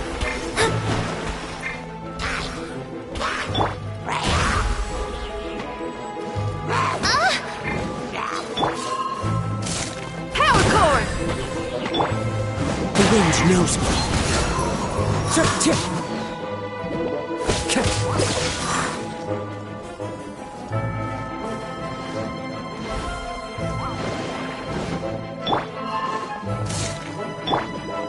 Let me scry!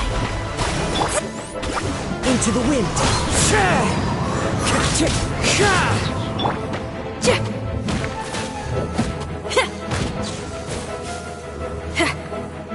Take it one step at a time, and don't rush. You can win as long as you maintain a level head.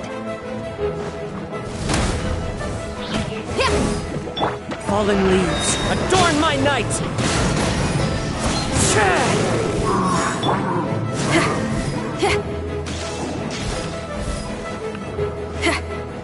Get it together. Don't lose to anyone, and definitely don't lose to yourself. You ain't weak. That's not true at all. One with nature. Shadows of fate.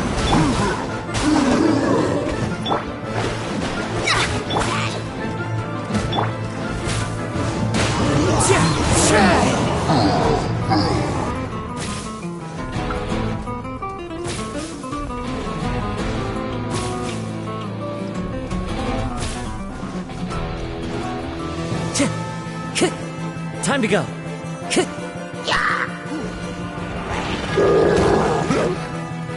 Oh, my divination attempts are working again. And the stars say the official I know will obtain a landslide victory.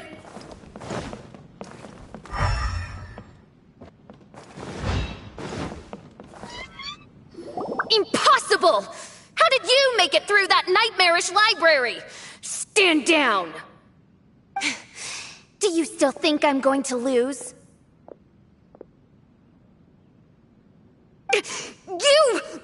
You looked down on me. You thought I was a worthless coward. And yes, I did used to be like that. Because I am someone who can't face reality. Who spends all day daydreaming and can't cope with setbacks or criticisms. But now I understand.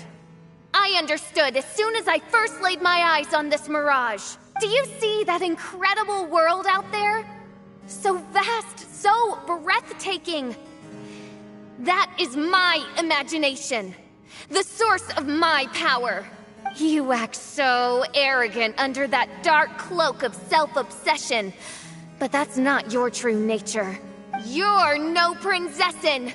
You're just a narcissistic speck of dust hiding in my shadow. You are the true loser, the one who's holding me back.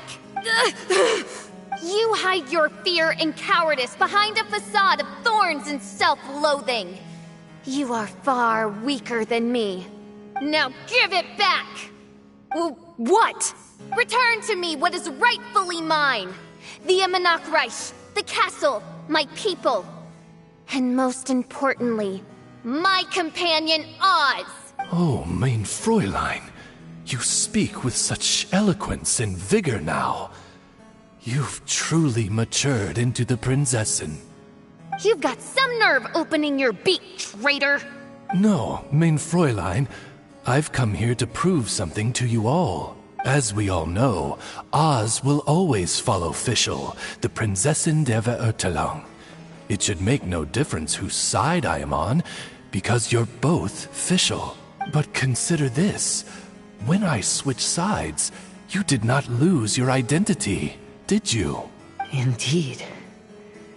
These are words of wisdom. What do you mean, my identity? Whom do you suppose Fischl truly is? Huh? This is my question to you, mein Fräulein. Fischl is... Well... Fischl is... She's a loser! A coward who refuses to confront her true self behind the fantasies and lies! No, you are wrong. Fischl... is... me? Ah, you caught on most rapidly. Huh? That's it? Indeed, mein Fräulein. Fischl is sometimes the Prinzessin der Verurteilung, and other times not. She may be courageous and arrogant, but she may also be weak and cowardly. Fischl is you, both noble and humble. She is a first-rate adventurer with few friends and the Prinzessin der Verurteilung, the sovereign of the Immernachtreich. Fischl is both timid and strong. She's afraid of others' gossip, yet yearns for their respect. Most importantly, Fischl is often self-deprecating, beating herself up countless times, yet she always finds a way to rise again. Mein Fräulein, no one merits the name Fischl more than you do. It's a complex yet simple name that represents the beauty of dreams and liberty. With or without loyal admirers, Amy will always be Fischl. You are Fischl, the enlightened one, who has always carried that belief in her heart. May my people be freed from the shackles of ancient decrees! Thank you for creating the Immernachtreich and giving us a homeland, for authoring the hymn of the Holy Land in your subconscious, which offered us hope for a bright future. Please, embrace your darkness and return to your true form, Your Highness. Woo!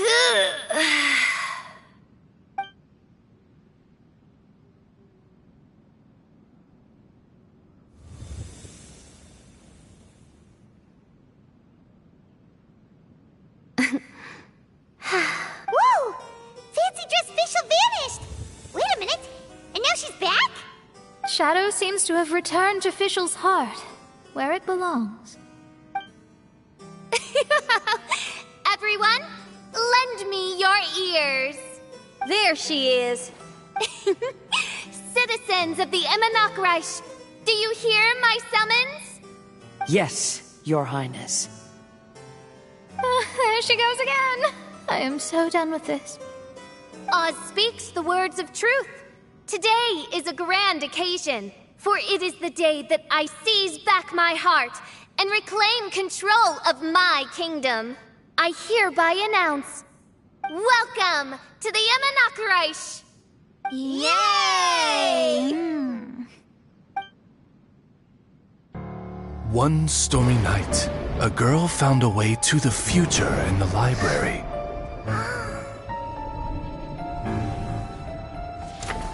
She said to herself, I shall create my dream kingdom. I'll carve mountains and oceans and erect castles and towns. Then she spoke to those who shared her dream. Please be proud of all that is unreal, for we are greater than this world. For our magnificent kingdom is a small and forbidden paradise.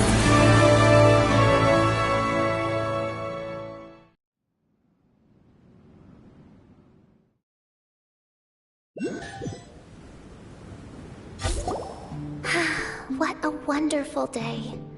I reclaimed my heart and became the true Prinzessin der Verurteilung. The Immernachtreich really appeared. Even so, I know that all the negative emotion I've been harboring in my heart will not simply go away. And that's okay.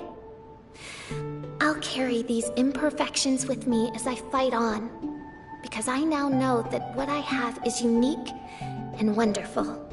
Fischl, the stage is all set up outside. Wanna go check it out? Lady Paimon, do watch your words. Oh, right. Okay. Your Highness, wouldst thou care to venture outdoors and, check if stuff out? How dare you, retainer of mine, mock the great and dignified Prinzessin der Verurteilung! I concur. Now, let us rejoice and celebrate this historic moment for the Immernachtreich. Oh, what Mein Fräulein means is that she entreats you to celebrate the arrival of the Immernachtreich with utmost zeal and great joy. All right, we get it. Please don't translate her words back into official speak. Watching a theater performance in a nation like this must be quite an experience. As for the puzzle I'm working on, I should have an answer soon. Oh, there's something we've got to do. Your Highness, Oz, please excuse us for a moment. Very well. See you soon. Come on, let's try to contact Venti again.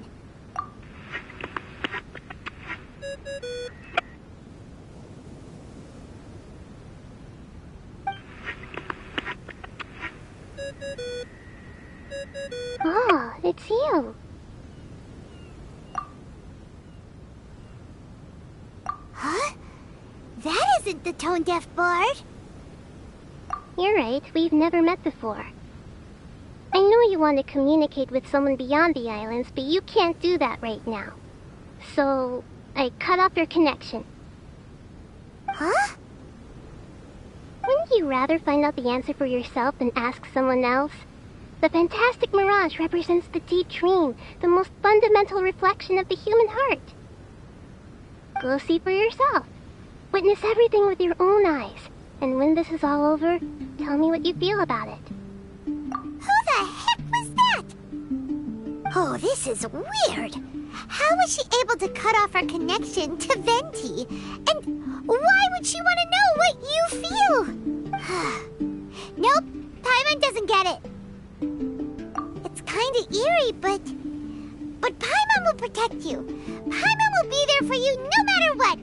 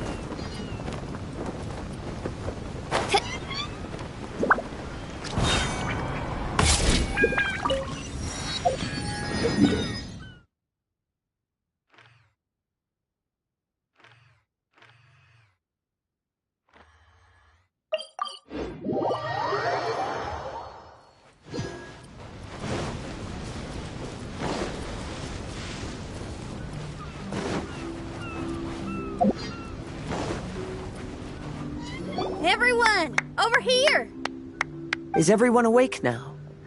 Mona says that she has something important to tell everyone. The first glimmering daybreak after the return of the Immernachtreich most certainly revitalizes one's innermost spirits. What Main Fräulein means is that she is ready to take on the next challenge. Yeah, we're rested and ready too! All right, then I'll get to the crux of the matter. I just peeked into my scryglass and there's a new mirage forming on that island over there. And I have a feeling that this one is my mirage. Oh, so now it's Mona's turn. You were with us for all of ours. Seems like it's time for us to go with you into yours. Well, I'm sure there's nothing to see, really. Lady Magistus, are you embarrassed? No, absolutely not. It's not like I'm worried about everyone judging me after seeing my embarrassingly pathetic mirage or anything. This emphatic no sounds rather like a thinly disguised yes. Well, astrologists are often regarded as something out of this world, right? But what if my mirage is nothing like that? Fret not. Your Prinzessin is not so foolish as to entertain preconceived notions on how thy mirage should or should not present itself. Yeah, me neither. Not that I have low expectations of you, Mona, but personally, I think you're a kind soul, and you shouldn't feel like you have to live up to anything more than that. I'm sure Mona's mirage will stay true to her kind heart.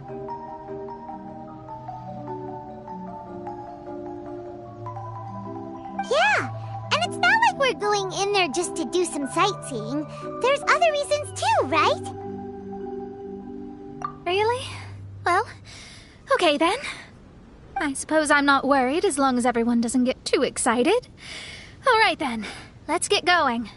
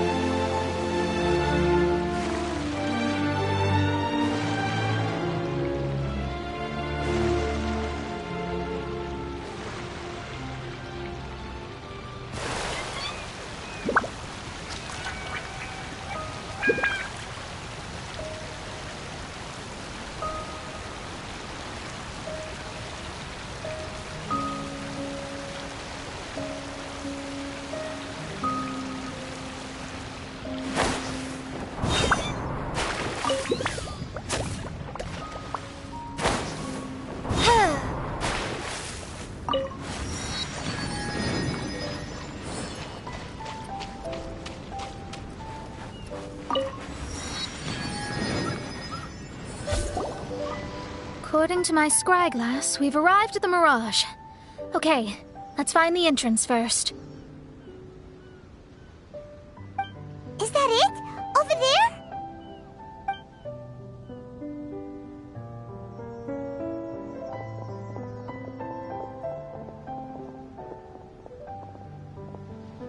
Huh. This looks like some kind of pool.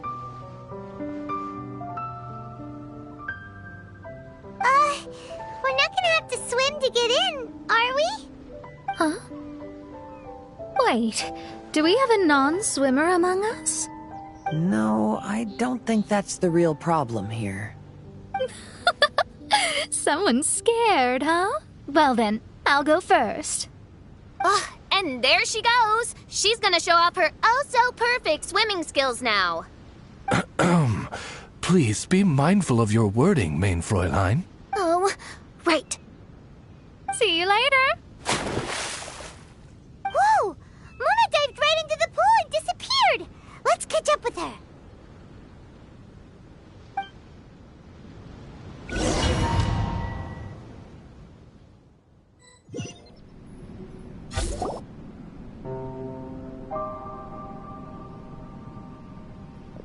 What a spectacular structure. Wow. I've never seen anything like this. Hey, Mona, your mirage is amazing. Though it falls short of the glorious Immonocreich, one must admit that it is an impressive realm nonetheless, Lady Magistus. At least it's not showing me getting lectured by the old hag. Thank goodness. Well, what else would you expect of a genius astrologist's mirage?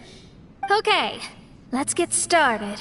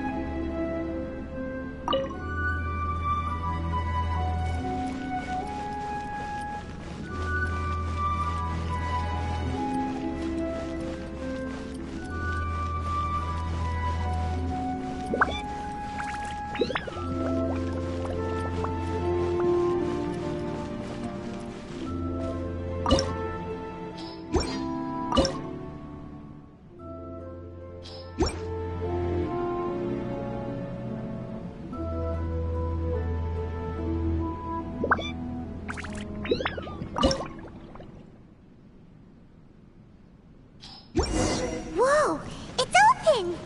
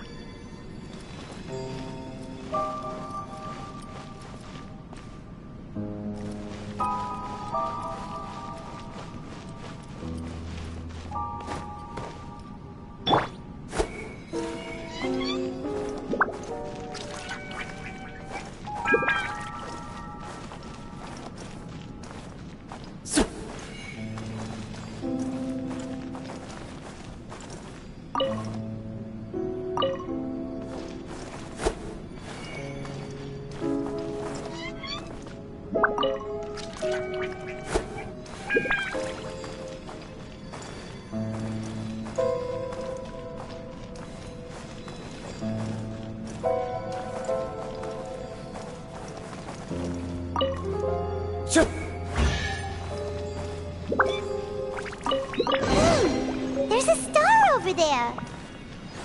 And now it's gone! Let's follow it!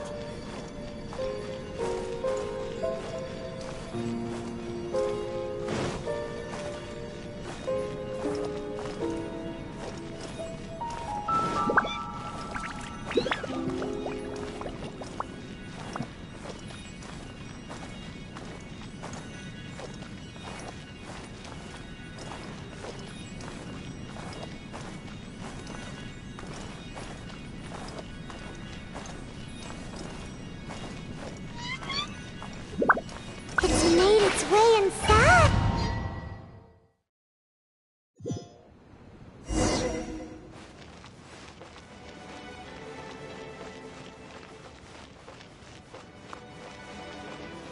I've always been very proud of my talent in astrology. Huh? What in the... Is that my voice?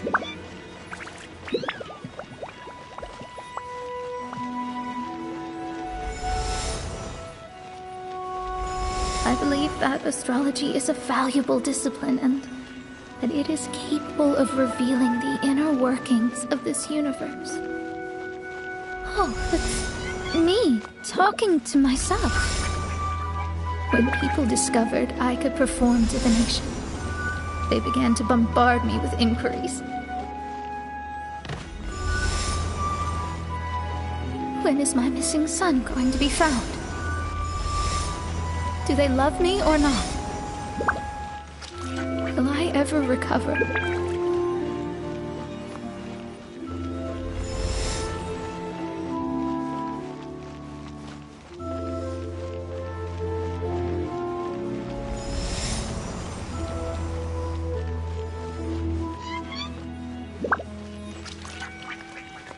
Being the honest person I am, I told them exactly what I saw through the scry glass. Though honesty may bring about resentment, I couldn't lie in the face of such a noble art. Astrology is a scam. That's insane. Can you please leave me alone now? I need some space.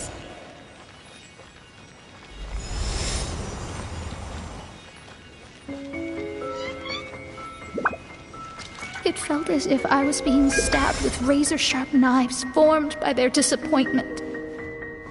I could see the future, yet I felt miserable, as if I'd fallen into an abyss.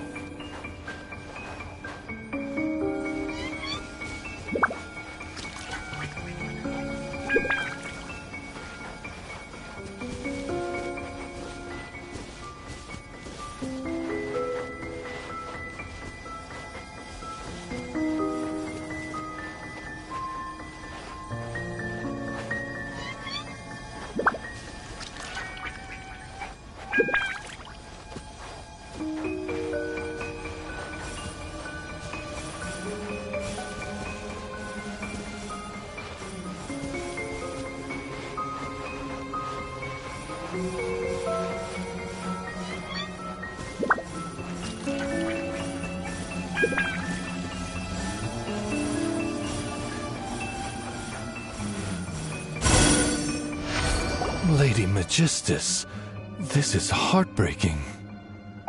Please don't try to comfort me. It'll only make me feel embarrassed. Come on, you don't need to pretend in front of us. You need a hug. No. That was really how I felt back when I first started out in astrology, but I've matured now. I'm no longer so easily swayed by random people's opinions. Who would have thought?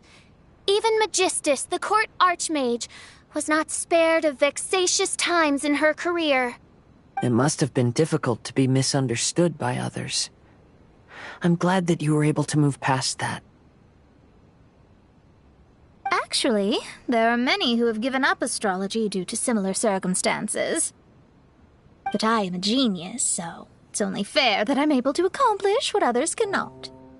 It's pretty inspiring to hear you say all that in an amazing place like this.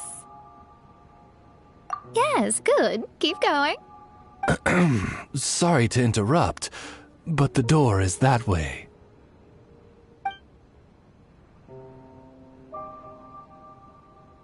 All right. Now I'll let you shower me with praise after all the mysteries are solved.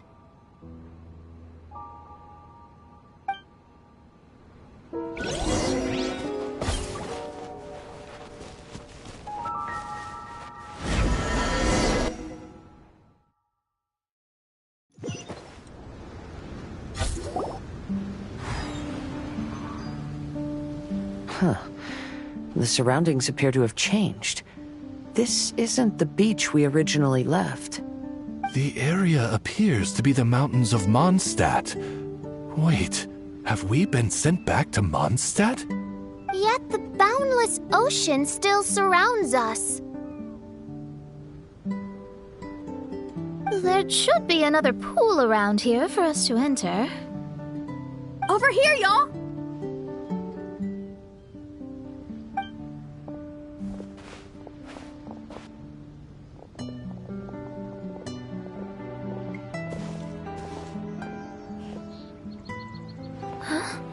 Why isn't it letting us enter?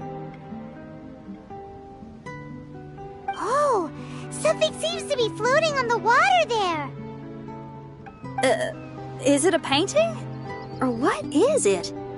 It seems to be hinting at a specific place. It is anticipating that the Princessin would guide her loyal followers to the location that has been chosen by fate.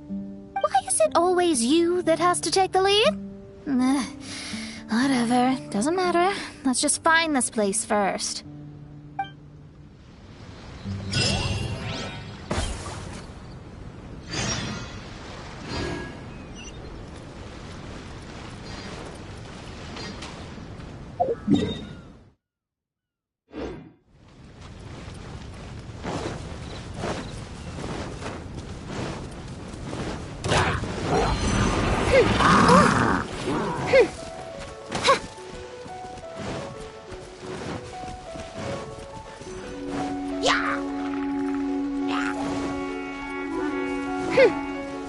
Oz, reveal thyself!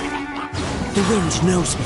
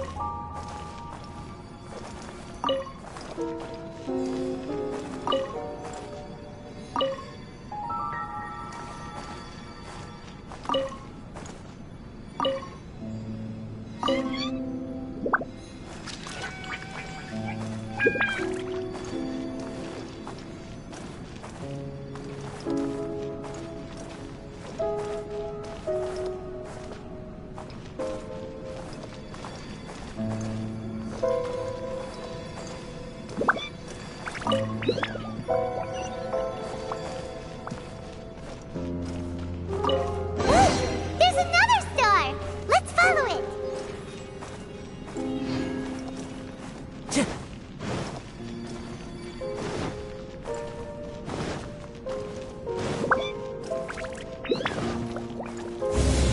Time to go.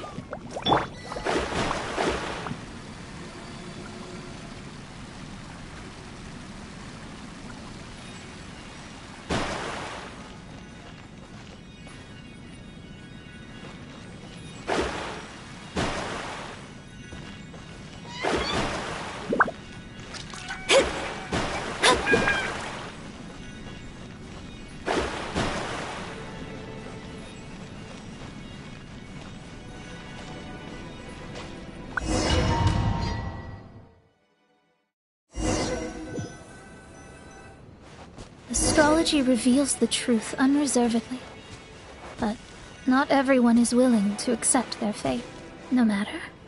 Running into difficulties is part of practicing the craft. I must also become stronger myself in order to convince people.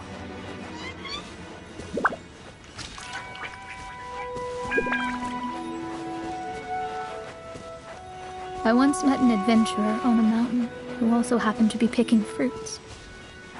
He was even kind enough to share some with me, so in return, I agreed to perform a divination for him. The results were terrifying. I advised him to give up adventuring as soon as possible, otherwise he could meet his end within the next 2 years. He fell silent for a while. Surprisingly, he didn't doubt the results of my divination like others had, but he looked quite perplexed. Even so, I have to keep going. Adventurers can't just give up in the face of hardship. With that, he picked up his pack and headed for the peak.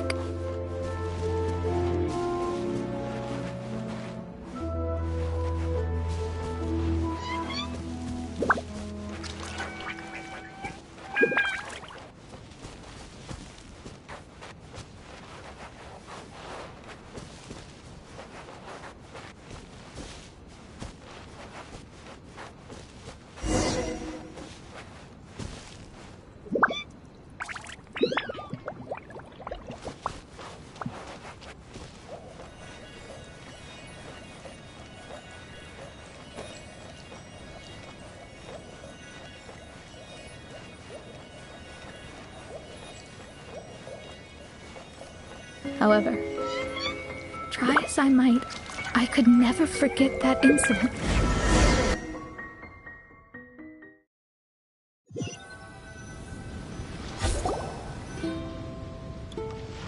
Oh, we're back again.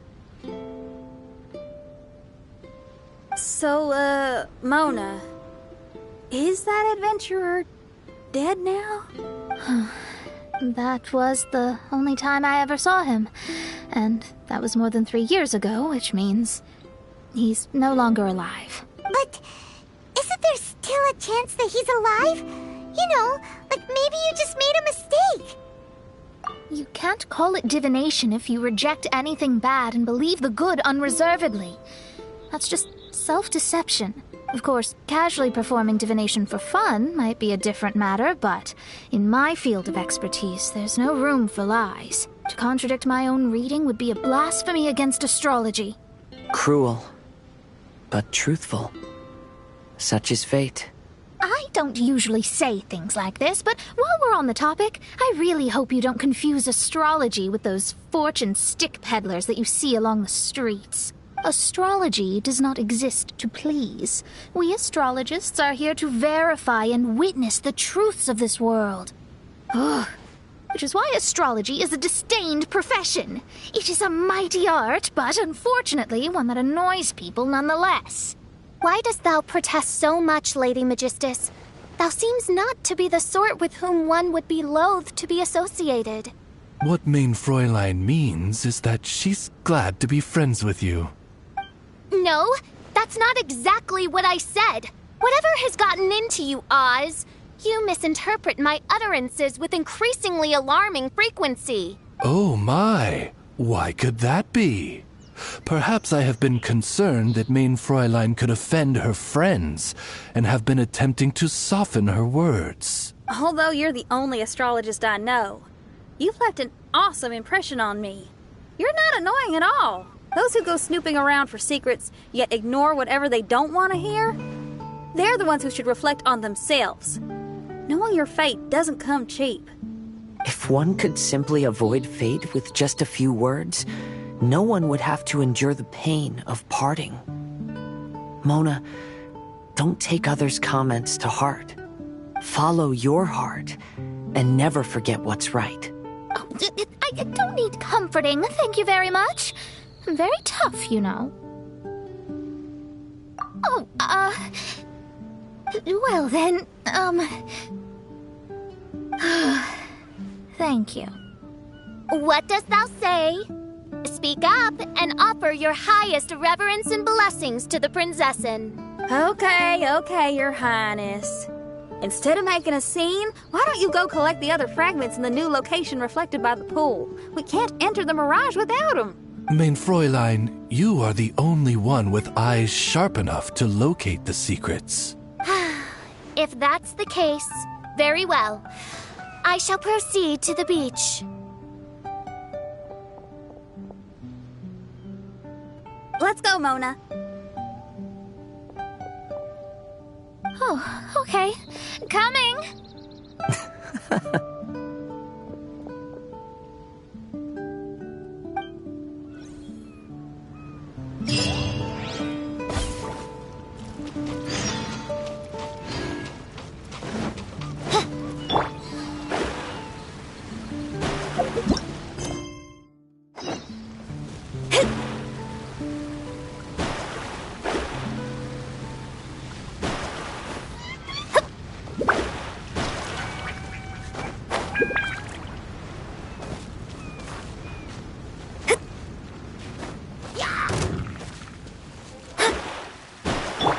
By royal decree, delve into destiny.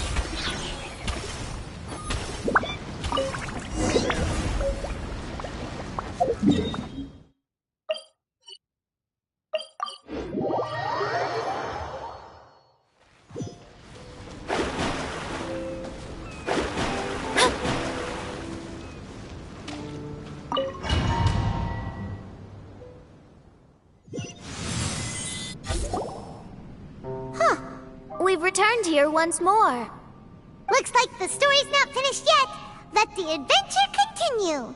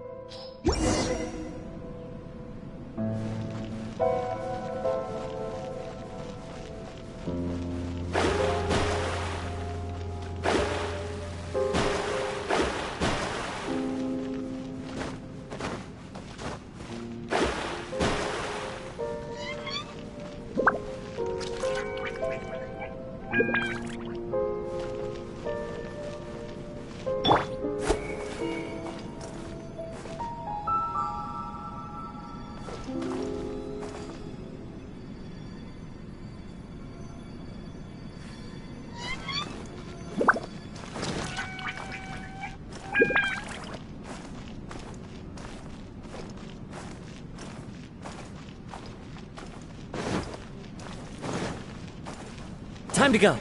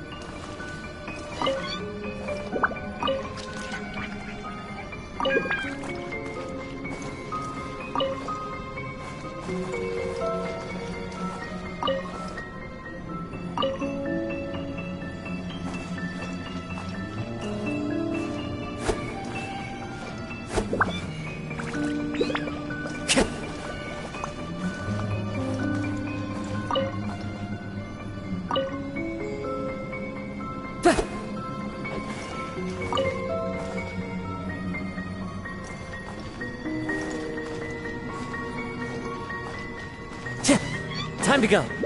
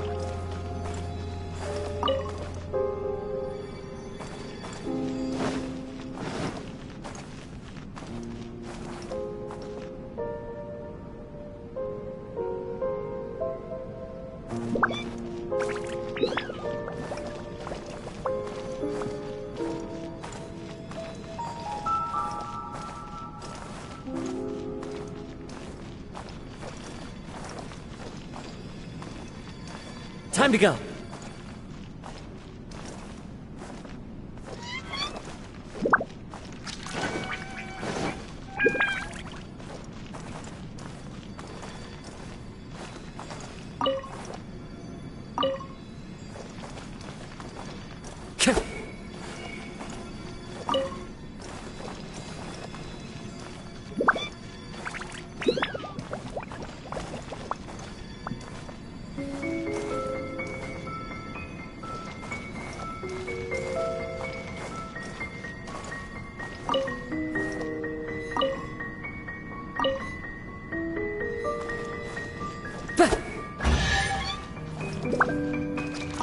Another star!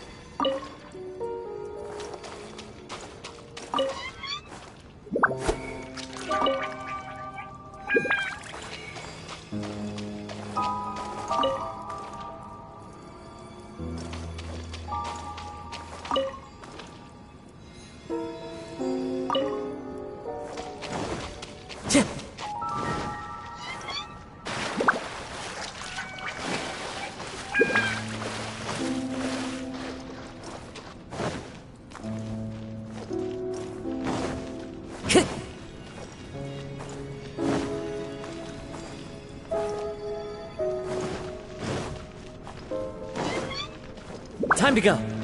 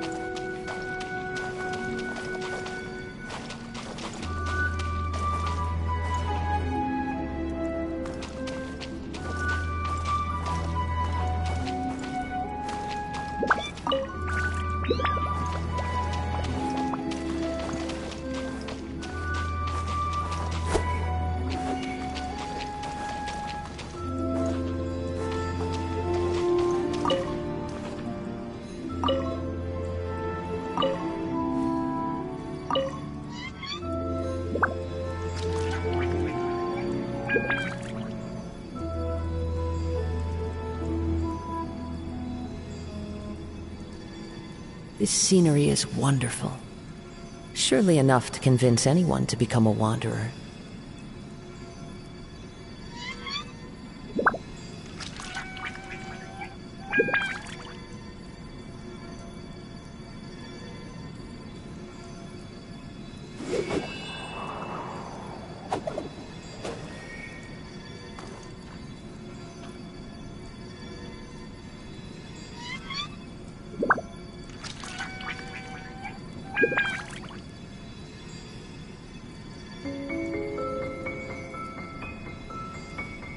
There are leaves around, and I know just the tune to accompany them, if you wish to hear it.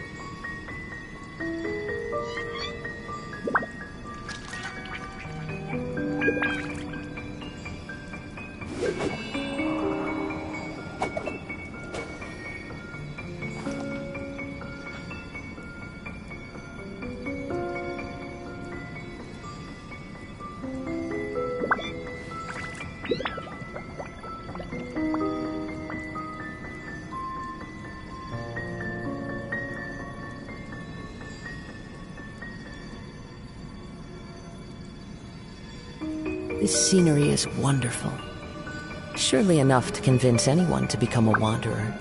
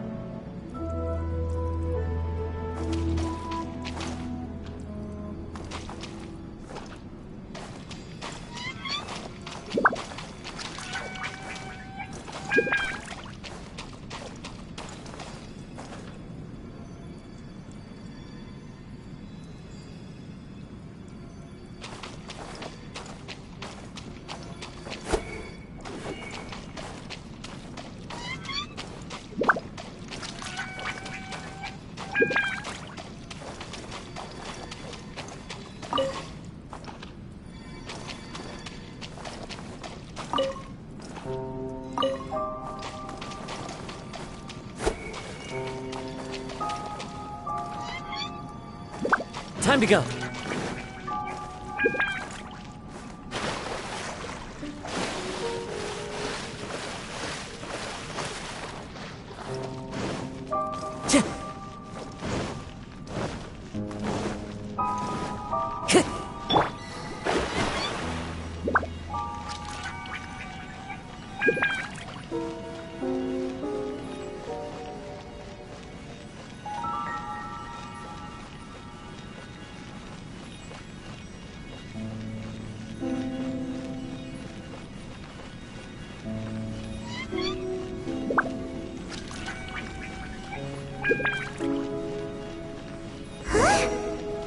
By the water, but didn't go in.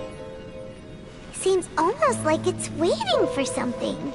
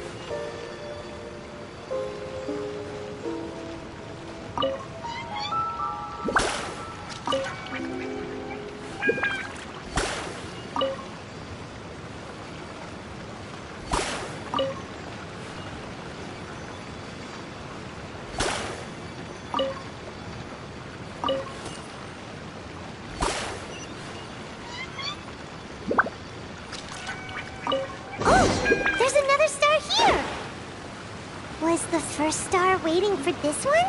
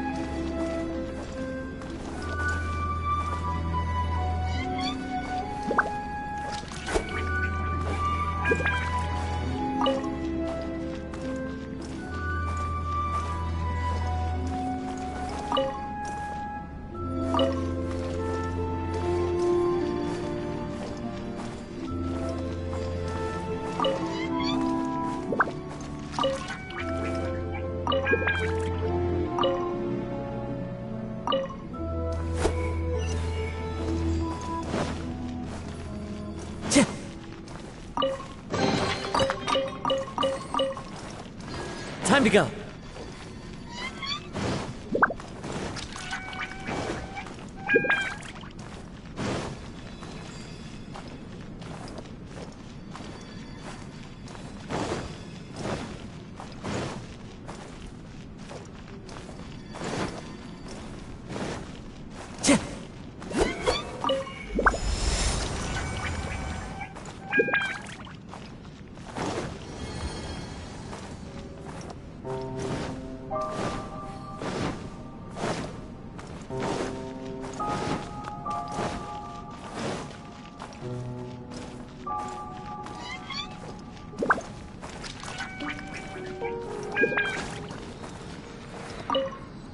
Humanity's curiosity toward the stars is an instinct. If only I could decipher all the secrets to be told right here.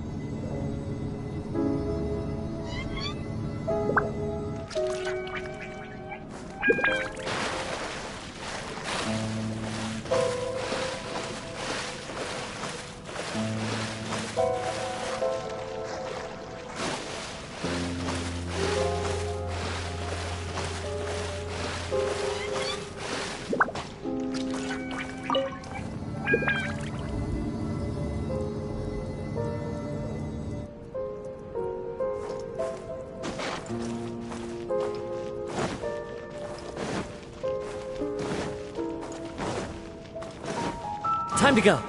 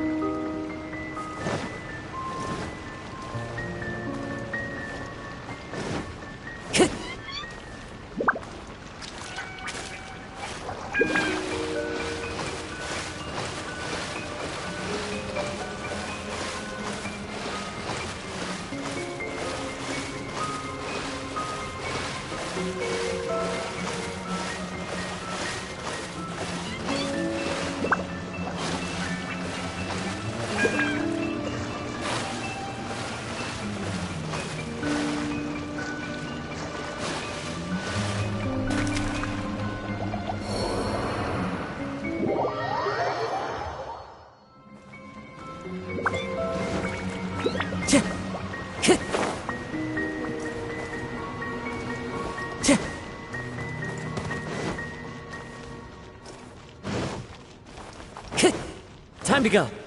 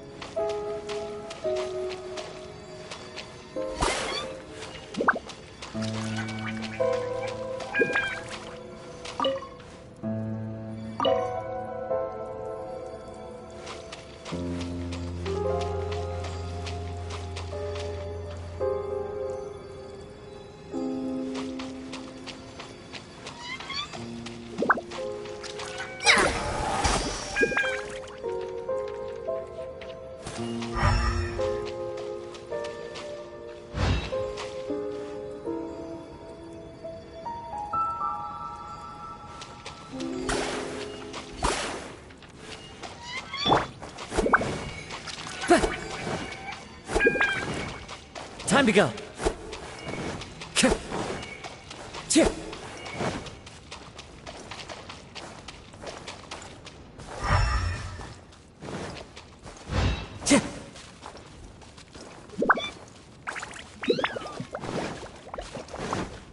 Time to go.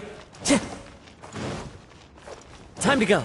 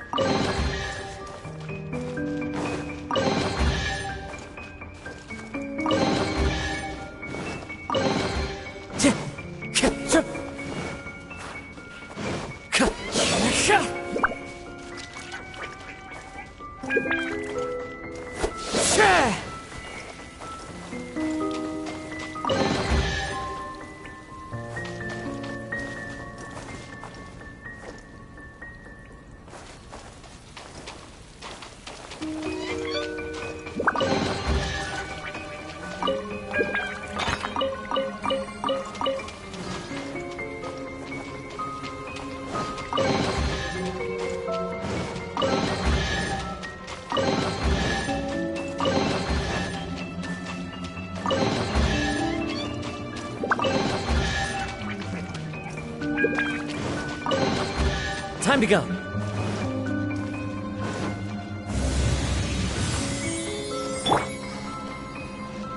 Shadows of fate!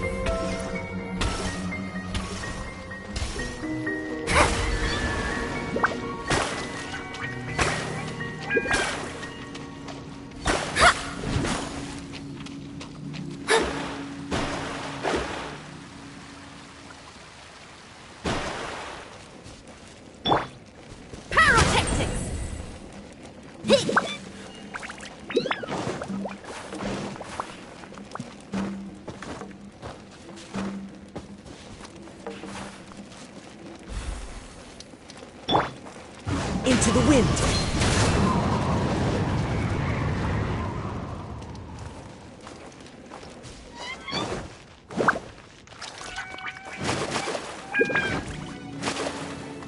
One with nature.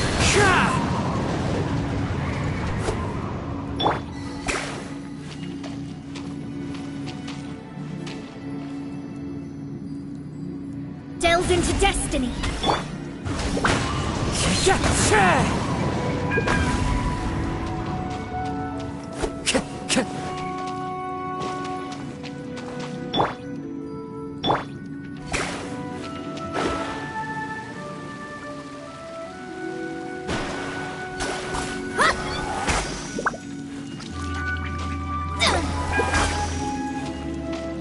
Shadows of fate.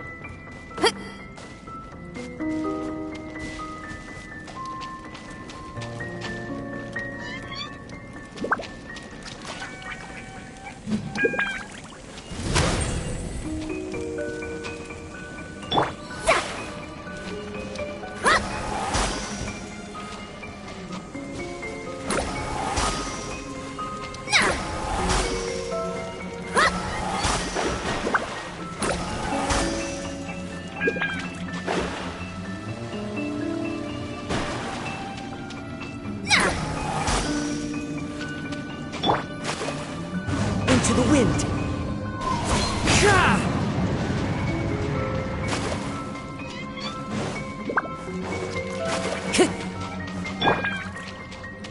Feel the beat!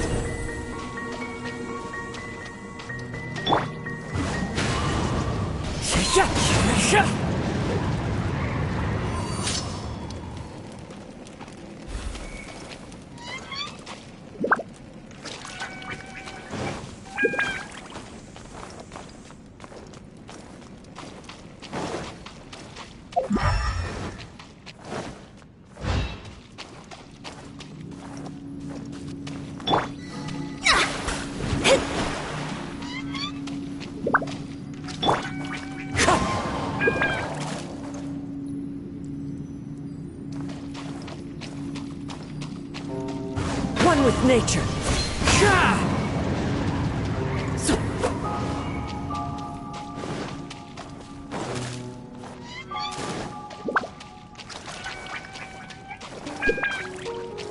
Wind Strider.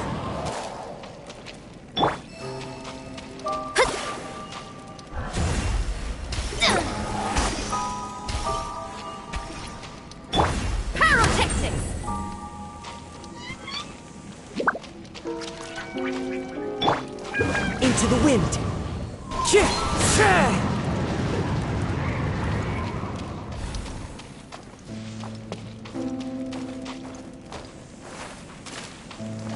The wind knows me.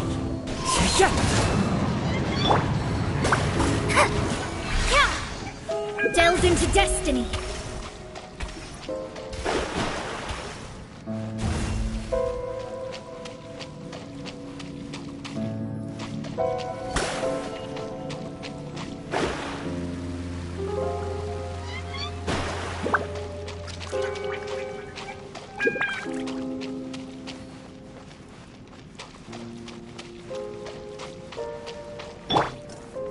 One with nature.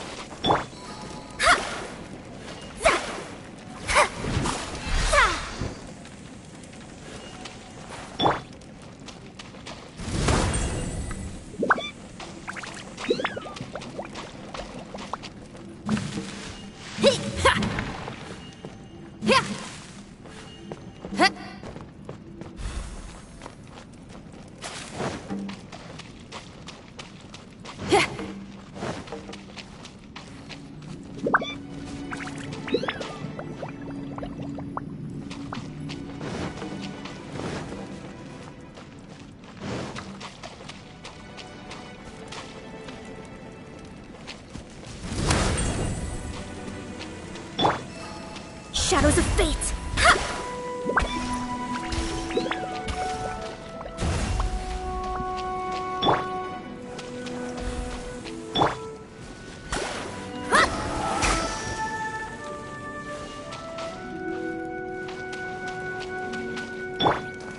The wind knows me.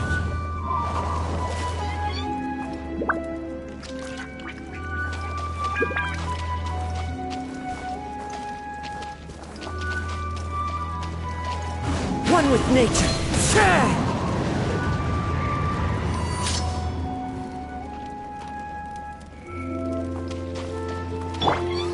Delve into destiny. Power chord.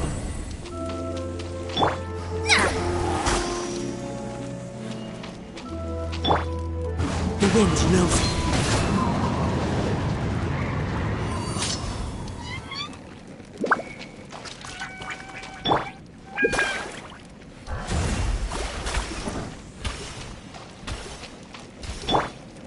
One with nature.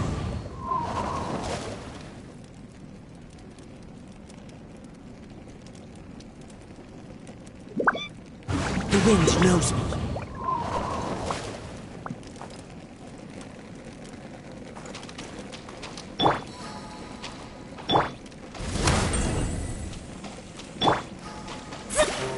Let me scry.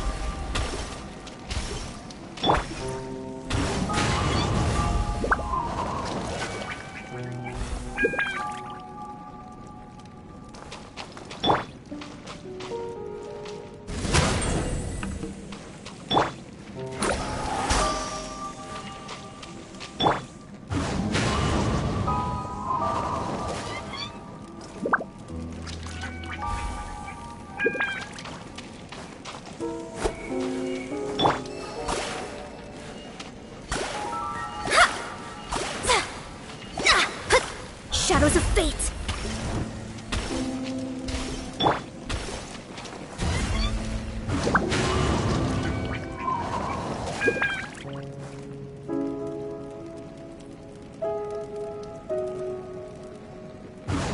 with nature.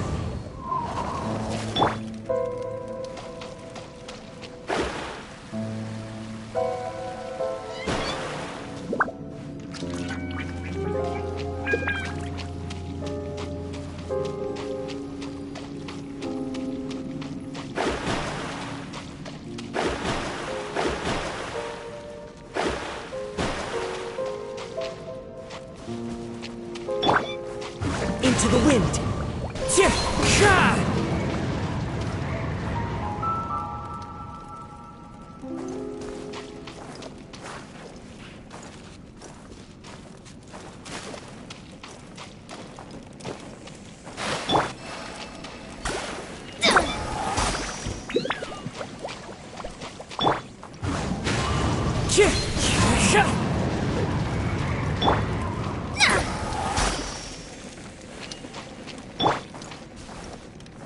One with nature.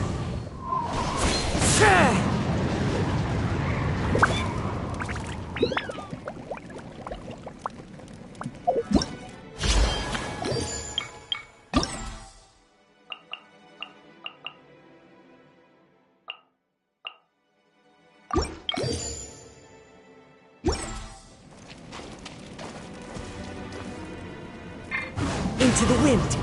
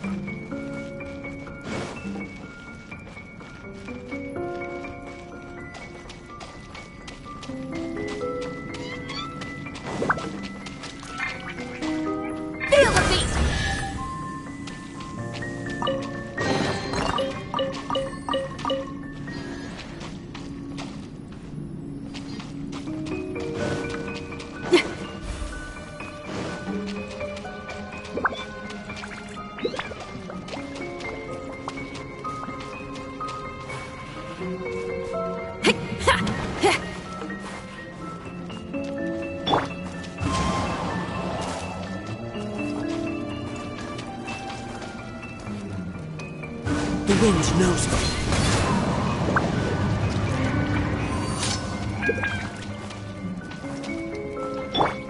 Power cord! One with nature.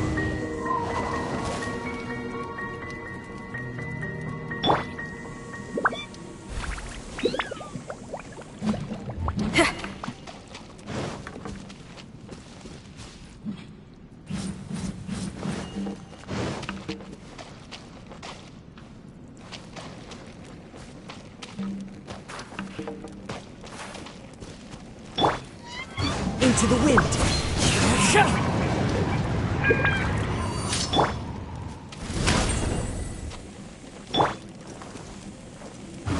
One with nature.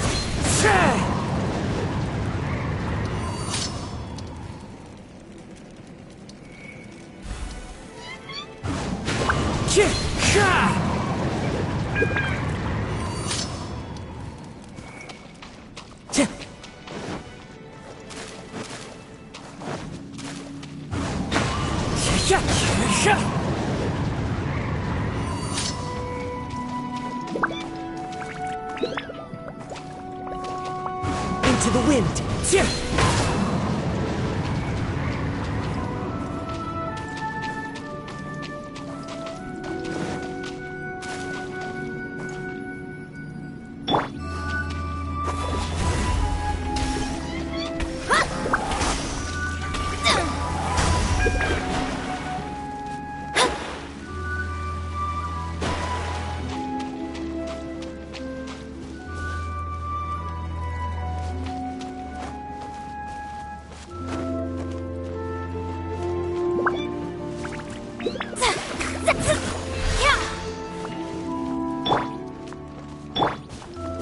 One with nature.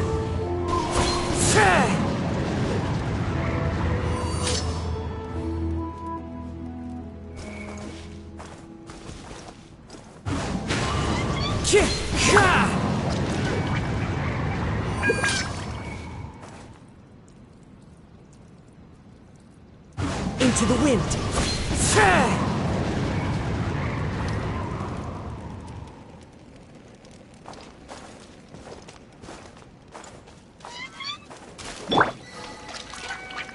Let me scry.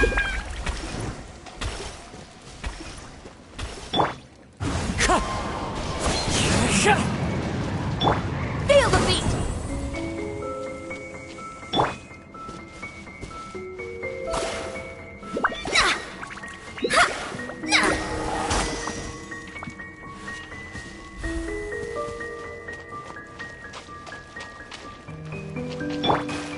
The wind knows me.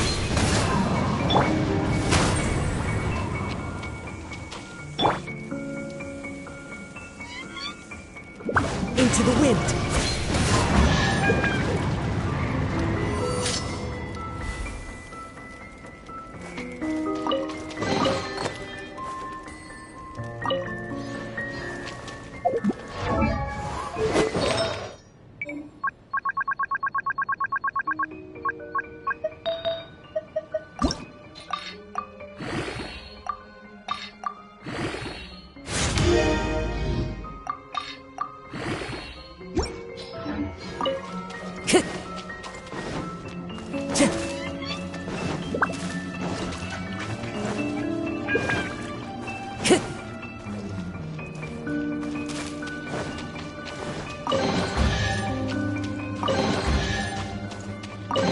Time to go.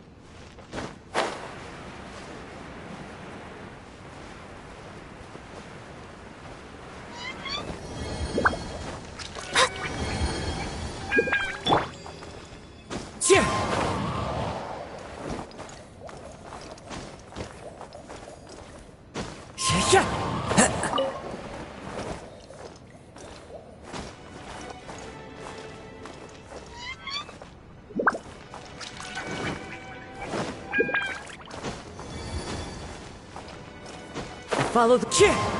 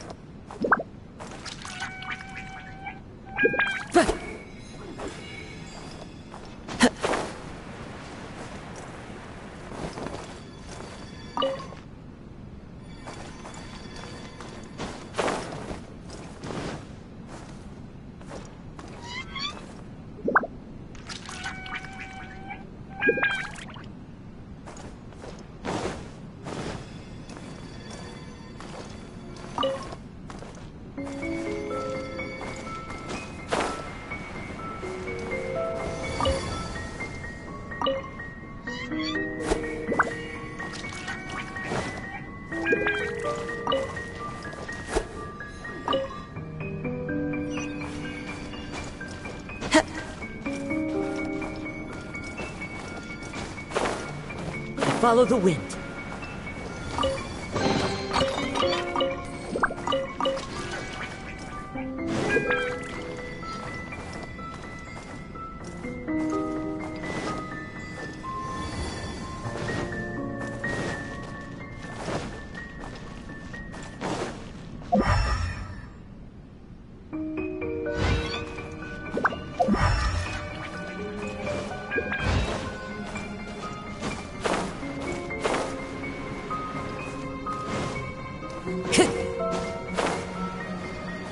Time to go.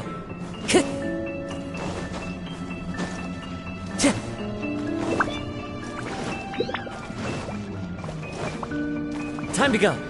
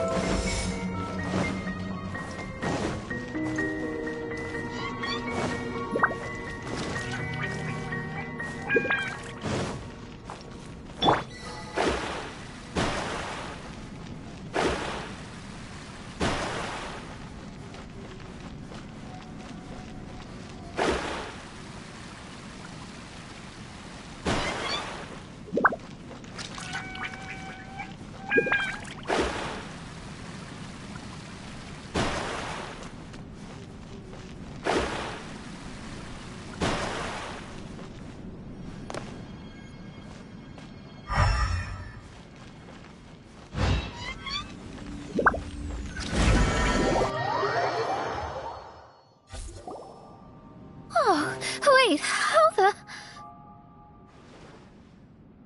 Another house in Mondstadt? What are we doing in my house? Your house? This is your house? My, how unexpected. I heard Lady Magistus lived a modest life, but this abode... Look at the labels on these books on the ground. Only one of its kind? 990,000 mora? Hey, that's super expensive! There are so many expensive-looking hardcovers over here. So this is what an astrologist's room looks like. The rooms are exquisitely designed. This place must be very expensive. Hey, I'm just occasionally out of mora, that's all. I never said I was a pauper. You're not? Oh, so what about those times I treated you to meals and had you over to my place for dinner? Mein Fräulein, mind your phrasing. Thou wert blessed with the coveted opportunity to enter the palace of the Immernachtreich and meet with the Kaiser and Kaiserin der Verurteilung. Or hast thou conveniently forgotten this magnificent occasion? Oh, yes! The stew and cold cuts your mother made were heavenly. I could go for some more of that right now. Lady Magistus, this is not the time for such things. Is that Mondstadt cuisine? I want to try some. I heard Mondstadt has lots of local delicacies, especially meat dishes. Then I shall extend to you the honor of meeting the Kaiser and Kaiserin with me on a future occasion. Really? Hey, we should go too! Now that you mention it, it has been a while since I visited a friend's house. I shall gladly oblige. Oh, but shouldn't we bring some sort of gift? Those two are very kind and understanding, so please, don't worry about that. Just bring yourselves. You seriously have to try her mom's cold cut platter. It's her specialty or something. Anyway, it's simply delightful. Not to interrupt, but perhaps we should start working on the puzzle at hand? Ever since I entered this place, I have found myself most preoccupied with that ornament. Oh, right.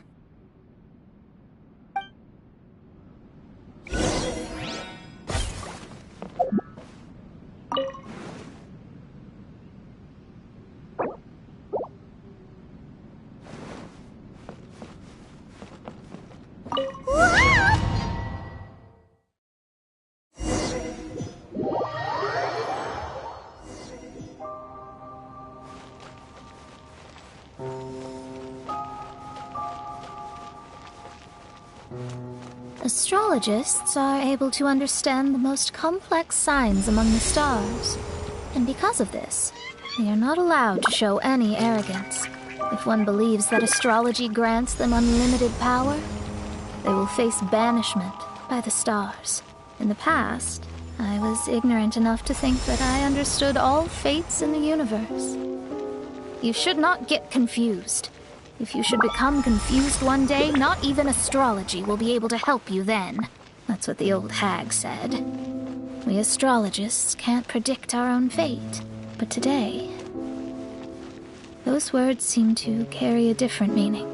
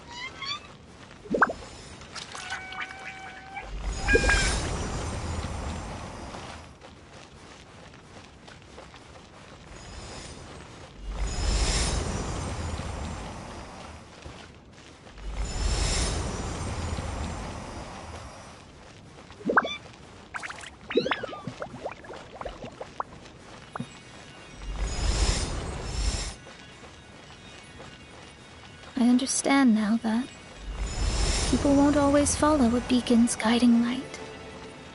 Even though the way forward may be dark and dangerous, they will still resolutely forge ahead. Fate is called such precisely because it cannot be altered or reversed.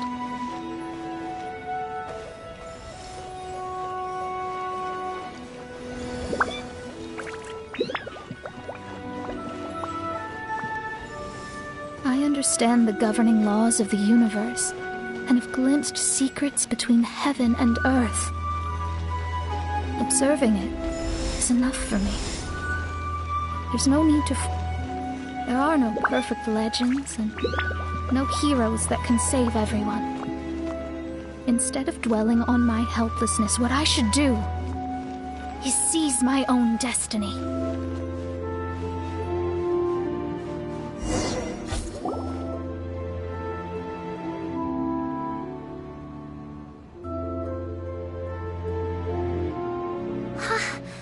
What a magnificent view!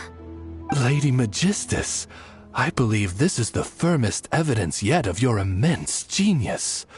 You truly are the greatest archmage in the history of the Immernachtreich. Thank you.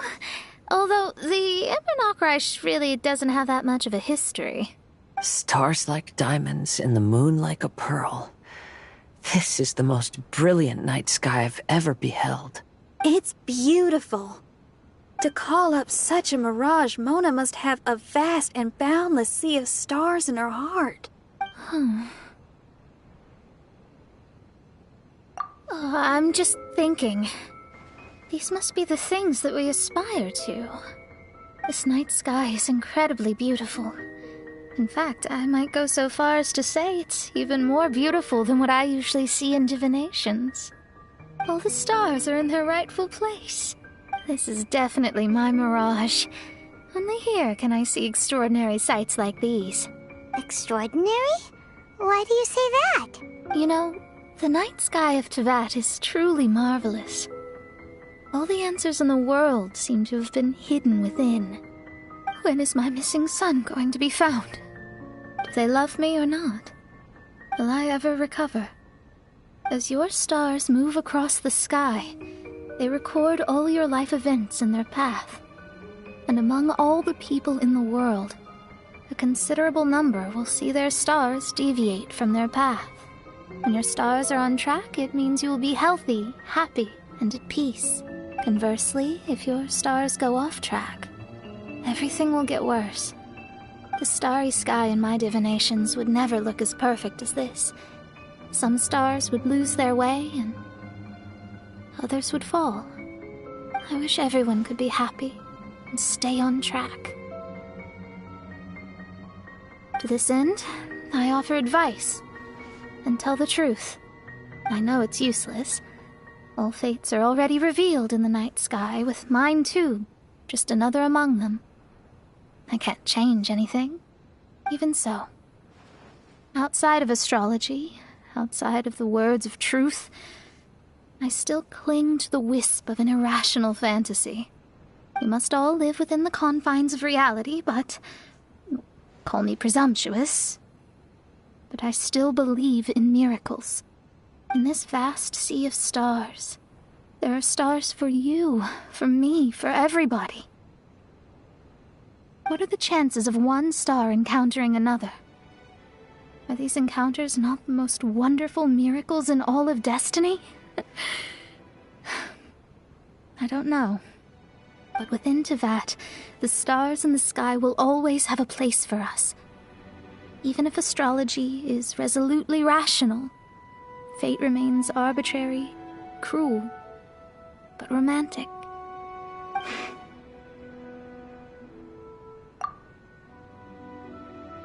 I think I have figured out what those stars are hiding. Now I will seize my own destiny.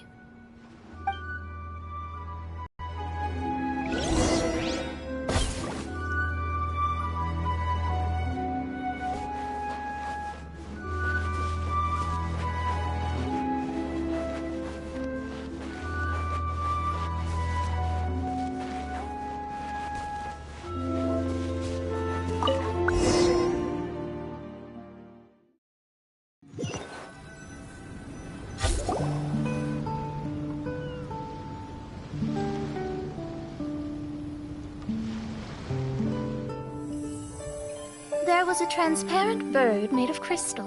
It was beautiful and fragile and could sing the most beautiful songs. But since mortals couldn't see it, they believed it to be a trick. How could a transparent bird possibly exist, let alone sing? When the bird heard that, it flapped its wings and flew across mountains and seas all the way to the night sky, where it turned into a star.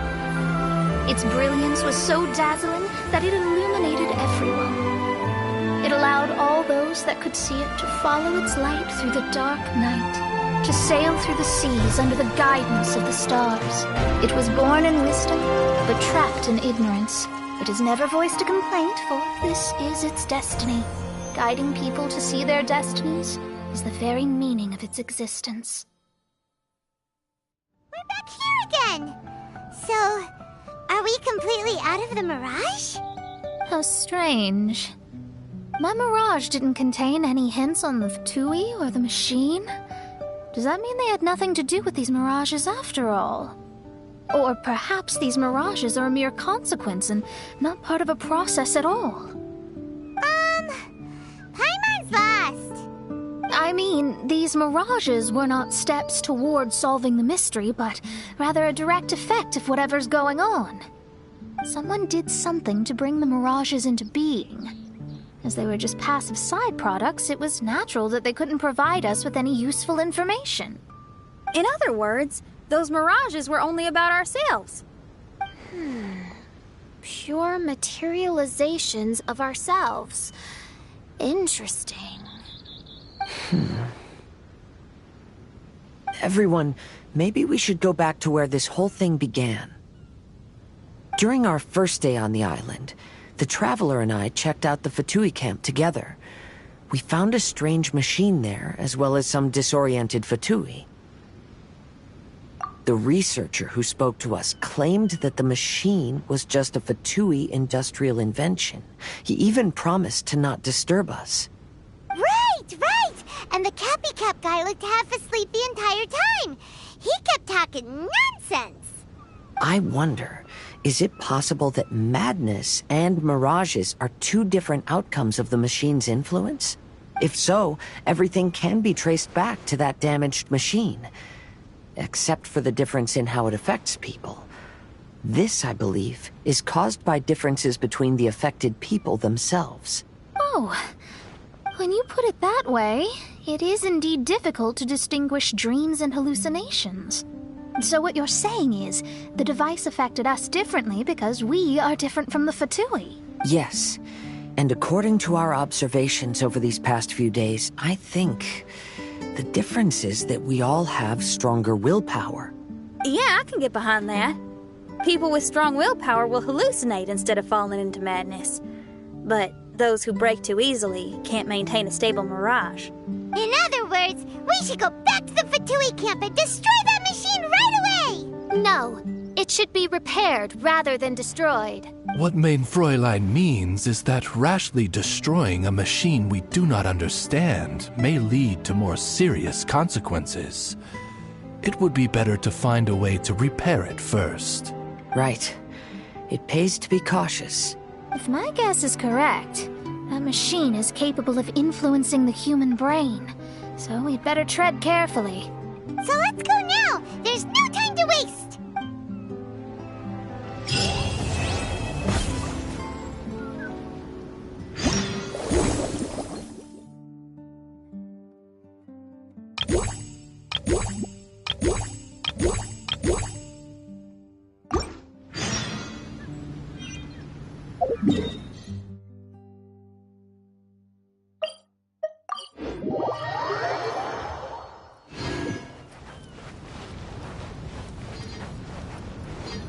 Ahoy there! You're finally here! I've been waiting for a long time. Even my deck is getting burrs. But this boat, does this boat even have a deck? This is a dinghy at most, ha ha ha! Who would have thought that I, the notorious pirate ship commanded by Akko Domeki, would one day end up like this? So, you're a big pirate ship? But who's Akko Domeki? What? You don't even know who Akko Domeki is? Ako Domiki Simon? Defender of Serai! The name of the most feared pirate ever to sail the seas! Oh, who would have thought? Nope, the name doesn't ring a bell. Alright, Mitaboru, you told us to come here, so tell us, what is this all about? It feels so weird being called that all of a sudden. You see, as I said, I'm here because I drifted here. So I'm thinking my original body must be nearby. It feels strange using the word body. But I do need to find it as soon as possible. I've lost track of how long I've been sleeping here, but I'm certain my companions will still be waiting for me. I need to find my body, get shipshape, and return to them as soon as possible. Right! Aye, but I can't make it there on my own. After all, a talking ship is just a ship. It still needs someone at the wheel. Let's make a deal. You help me find my body, and I will help you find treasure in return. Treasure? I'm a pirate ship after all. Call it a pirate ship's intuition, or some kind of sixth sense. Either way, the moment I woke up, I could sense that this area is filled with valuable treasures. You have my word. A pirate ship always finds its treasure. Ah, or may I be blighted with barnacles. What say ye, me hearties? Do we have an accord? Let's help Mitaboru. If he finds his body and we get treasure in return, everybody wins! So? Will you help me or not? Great! Well, there's a place I wanted to go to as soon as I woke up.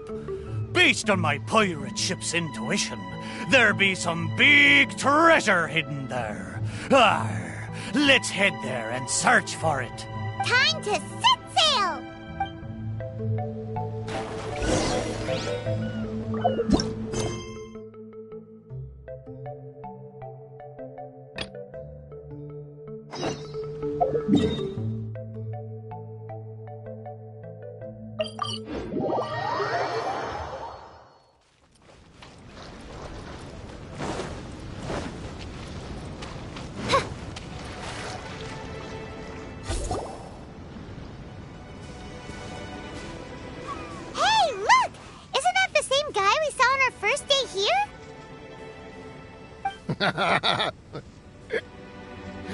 Everyone's gone crazy.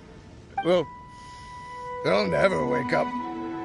But I was right, my precious. You are invincible. Precious? What's his precious? A miracle machine. Definitely not impossible. I think he's referring to that machine. What a drunkard. Oh, goodness. The smell of alcohol. Maid Fräulein, please allow me to fan the fumes away with my wings. Oh, excellent. Please, fan them away for me, too. Certainly. I've checked the surroundings, but there's no one else here. Isn't that strange?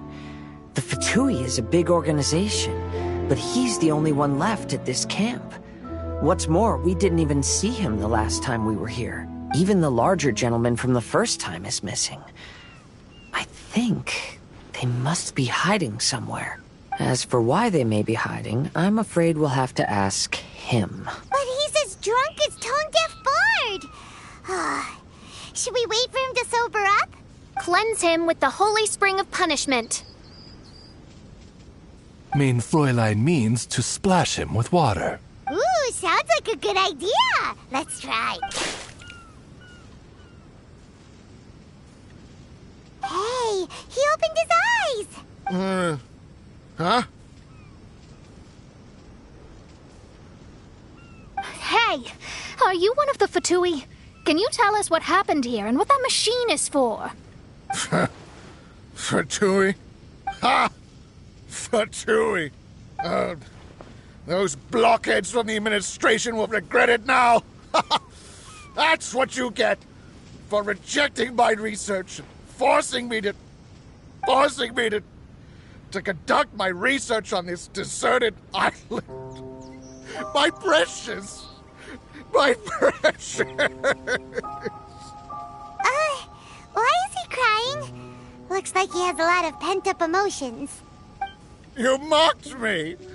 And my precious invention. You don't know anything about the future. Only my invention can help us conquer the world. Idiots. Such idiots. Ow! Don't hit me. I won't blow up the lab again. I'm sorry. I didn't mean to. This man's gone insane. There's no way we can communicate with him. He wasn't like this when we first met him. It looks like the effects have grown worse, to the point of driving him mad. My manuscript. My manuscript. Only that can save. Manuscript? Where is it? Don't yell at me. Don't yell at me. Fischl, don't yell at him. Then I'll... Let me try. Kind sir, look at me. Now, tell me, where did you hide your manuscript? No, don't force me to write a report. Go away. He's completely lost in his own imagination. Allow me. Please excuse me.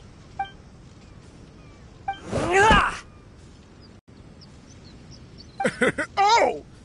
My butt! My brain is finally starting to work again. It's not a mushy mess anymore. Can you tell me where you put the manuscript? The manuscript is in the crack over there. Finally! Otherwise, I was gonna have to blast some of my loudest rock and roll in his ears. Kazuha hesitated for a long time before making a move. He's so nice. Everyone, let's search the stone cracks nearby for the manuscript.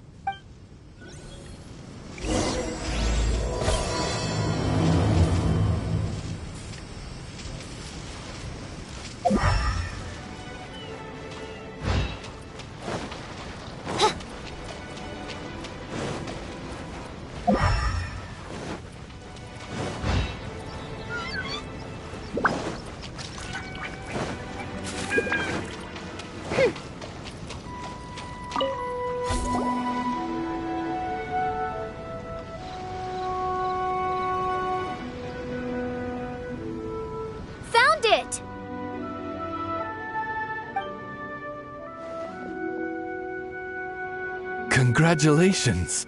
We found the key to solving the problem. Let me see. Just as I thought. This machinery, named cognitive mimicry, is capable of altering the state of people's brains. It was invented by the researcher we met earlier. His name is Persikov. According to the manuscript, the Fatui officials did not support Persikov's research. They believed he had taken the wrong path. But Persikov insisted on putting his machine to use. In order to achieve that, he disassembled the machine and used his connections to transport the parts to this deserted island. How did they find this island? The Fatui's intelligence network is not to be underestimated. Persikov was dead set on carrying out his experiments on this island. Most of his subjects were junior Fatui soldiers who all signed a waiver beforehand. It looks like they really thought this machine would benefit the Fatui. How does the machine work? That's most likely top secret. The manuscript didn't reveal any details, but Persikov did mention that the machine was modeled after the power of a god. Does that mean there's a god connected to these dreamlike mirages, and the Fatui found a way to research it? Clearly. Otherwise, they wouldn't have been able to reproduce the god's power. Anyway, Persikov's experiment did not go as planned. The machine broke down just days after it was activated. They tried to fix it, but the technologically illiterate Fatui soldiers completely ruined the machine. Even its most important component of all, the crystalline cores, got ejected and disappeared. A testament to the importance of maintenance in all aspects of life. I believe we can all learn something from this. Persakov may be a mad scientist, but he didn't want to see his subordinates suffer. Besides, if he didn't solve the problem, he would end up going insane as well. As a last resort, Persakov went out on his own to look for the cores. But he was just a sickly researcher, unfit for the task. He had to give up. Then, Persakov went searching for the soldiers who had gone mad and strayed from the group, and took them to a hidden cave. I think that was where they were at the day we arrived on this island. Persakov was taking a strong Fatui soldier somewhere. Yes, it took Persakov all of his strength to get all the missing soldiers into the cave.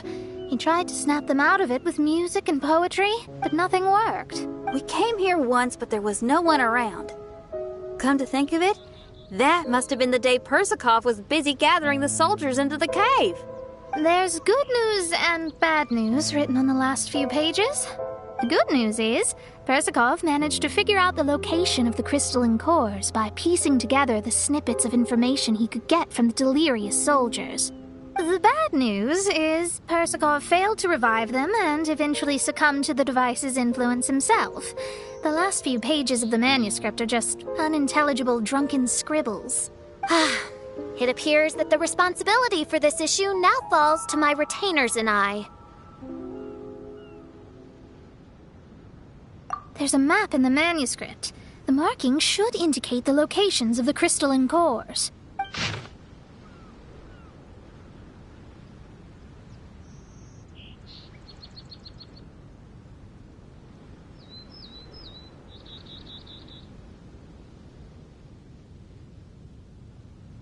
We've got no choice but to find the crystalline cores now!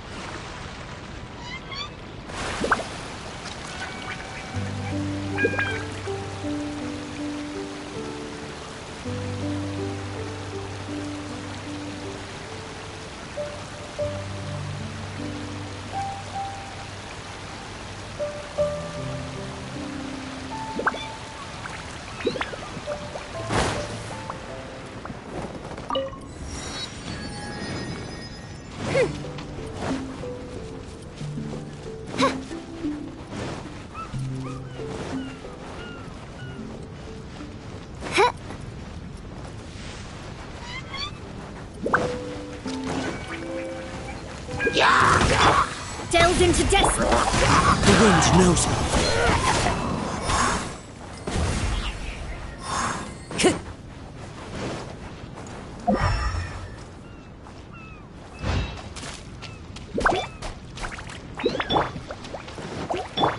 Power core! Into the wind.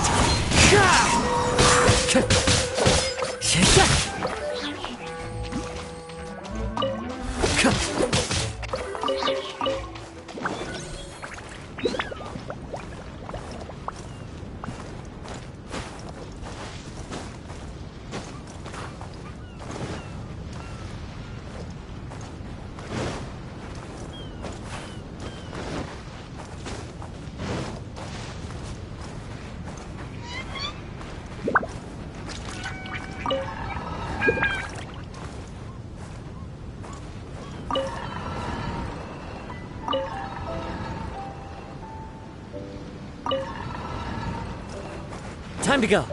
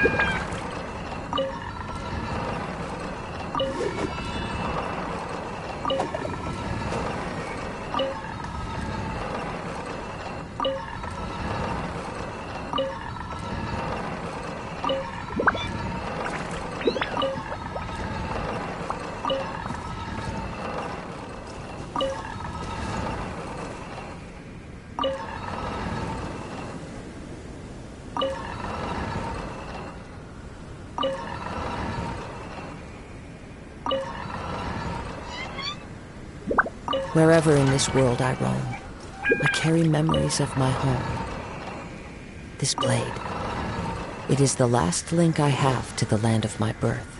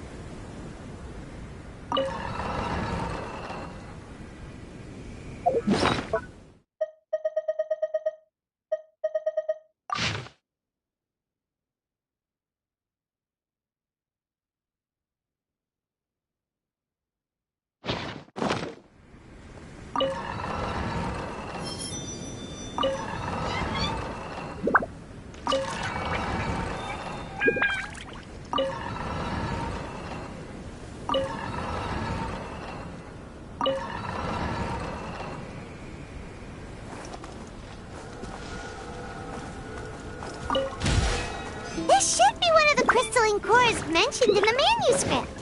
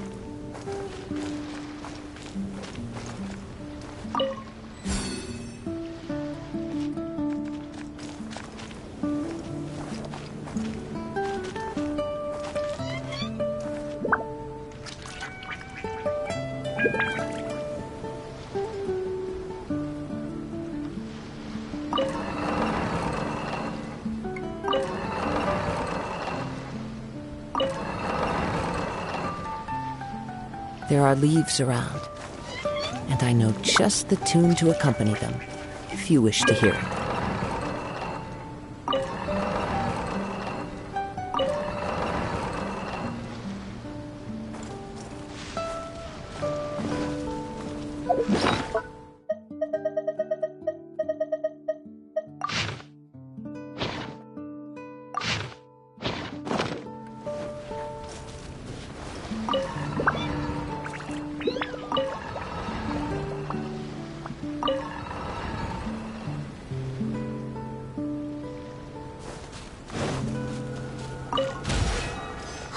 And here's the second one!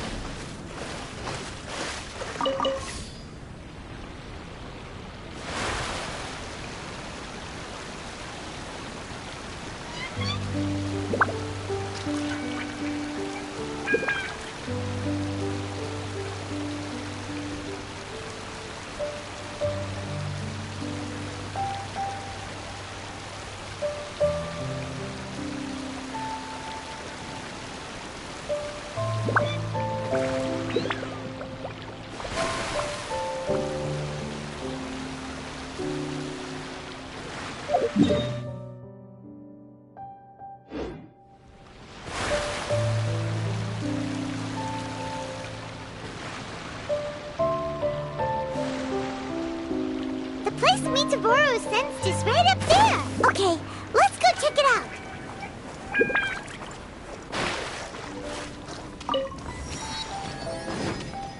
Time to go.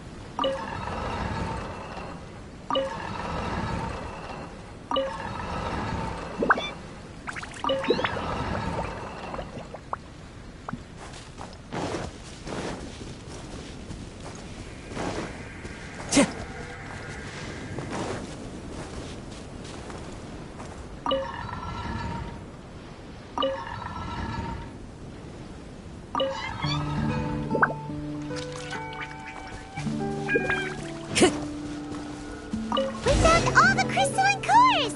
Let's put them back into the machine!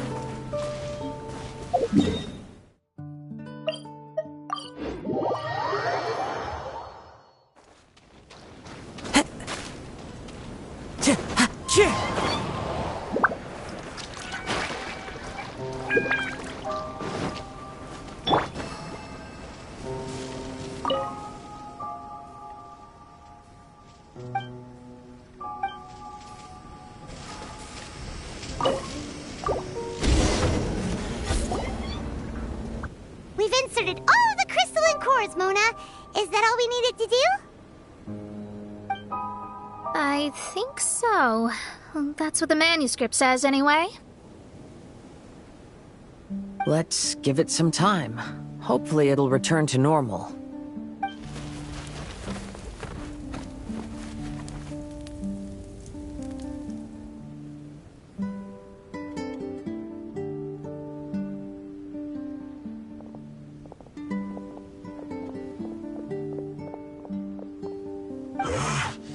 Someone's in our camp.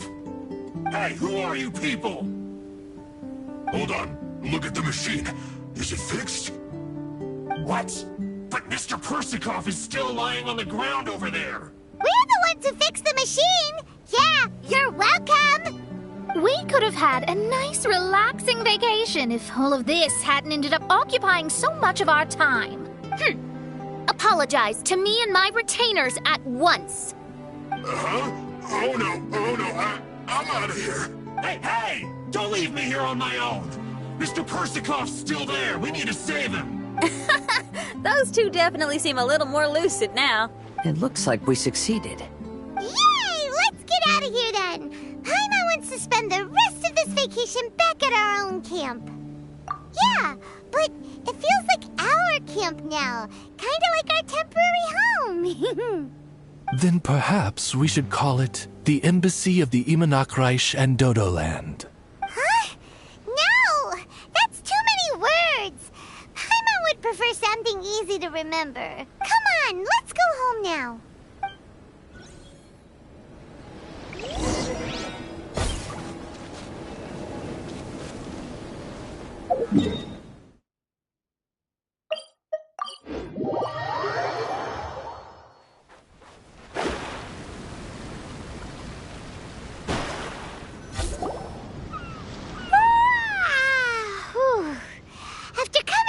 A nice big meal, then having a long lie down.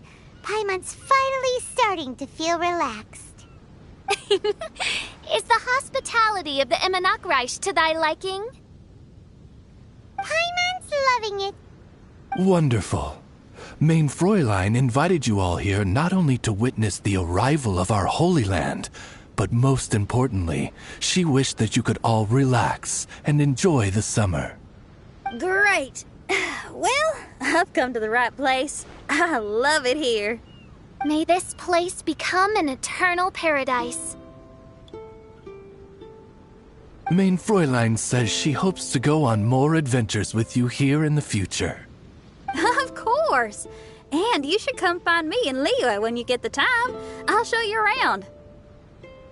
Oh, also, my friend runs the best restaurant in Lille. I'm sure you'll love it. If you're into opera, you should go see Yunjin. She's the nicest person, and she likes making friends with new and interesting people. I'm sure the two of you will have plenty to talk about with your shared passion for theatrics. Oh? If Lady Xinyan speaks so highly of it, then I must entertain the idea. Traveler, I have a suggestion. There's a snack called roasted lavender melon in Inazuma, which goes rather well with fish. Why don't we roast some fruit and seafood for dinner tonight? Then it's decided. I'll go gather some more fruit. And for seasoning... Yep, that should do it. Ah, you're all here.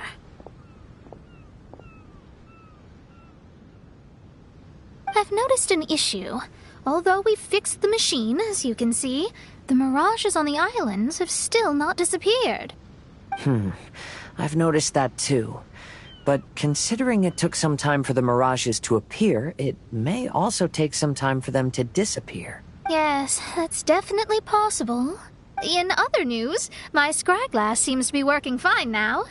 The divination results are also looking about right. Although there are some parts in the results that I don't quite understand. It's as if there is some sort of power surrounding us. And it's still watching us. Do you think it's caused by the machine? Or perhaps Persikov? Sorry, I'm also not sure. All I know is that the power is not hostile at the moment. Whatever it is, it doesn't seem to harbor any ill will toward us.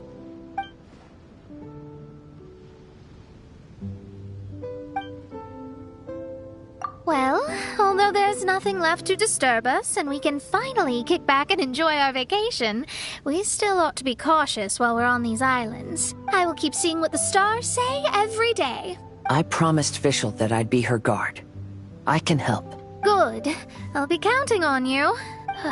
Goodness knows why those girls are so carefree about everything. I suppose it falls to me to be extra vigilant. Oh, coming.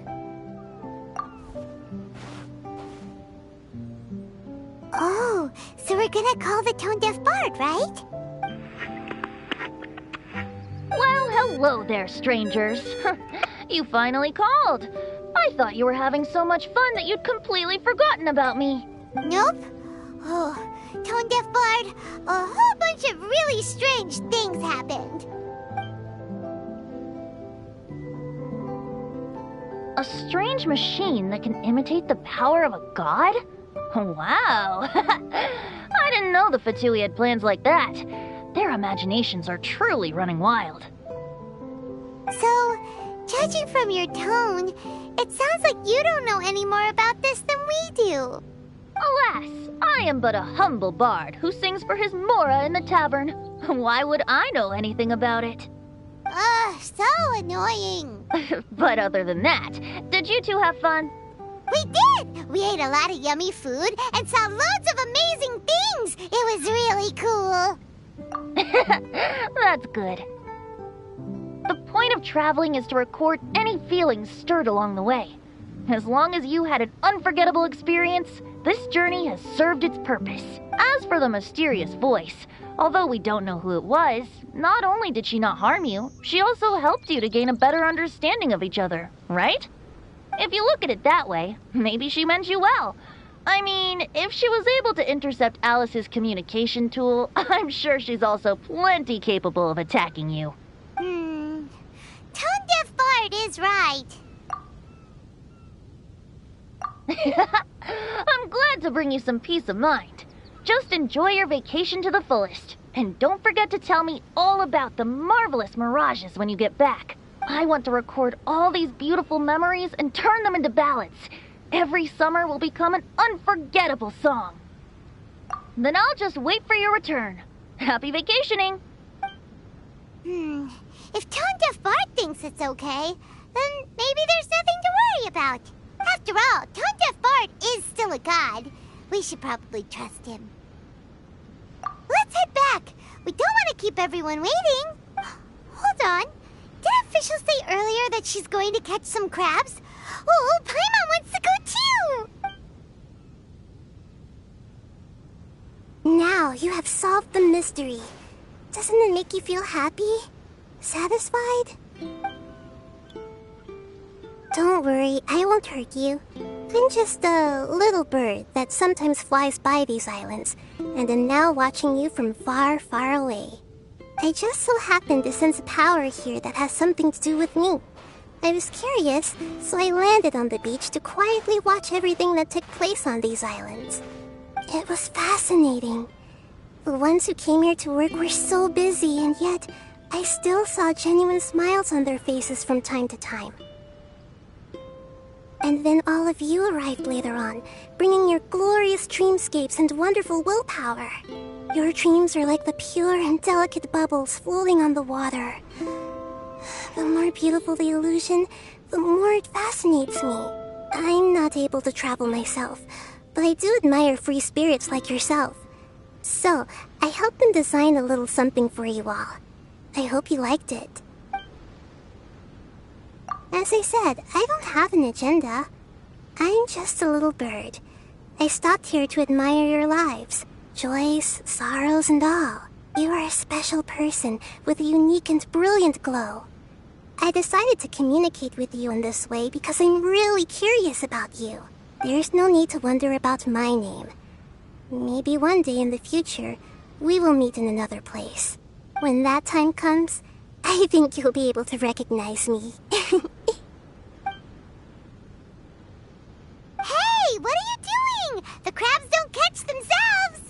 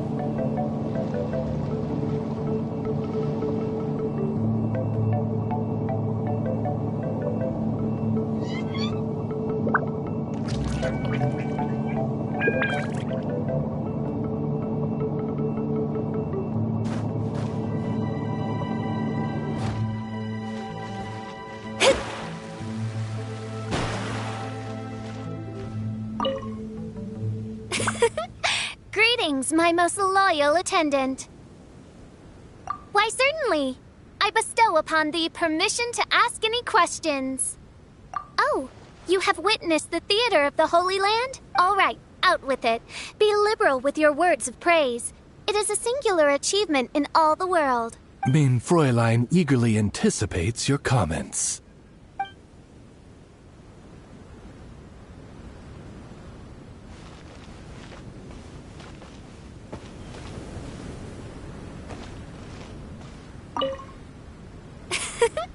Greetings, my most... Why, certainly. I bestow upon... It is the sacred scripture of the Immernachtreich. It must never be... In Mein Fräulein's mind, it is a... Pause. Do not...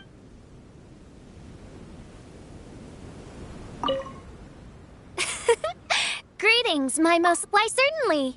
I bestow upon thee... One was most delighted to behold the grand ceremony and celebration with which one's official excursion to this blessed land was received. Alas, my journey through countless worlds has taught me that even the most splendid of things must come to an end. This is why I have declared to my people that my excursion goes on, as there are still attendants from faraway lands who require the Prinzessin's royal assistance. Mein Fräulein cried when she bade farewell to everyone. Oz, I told you.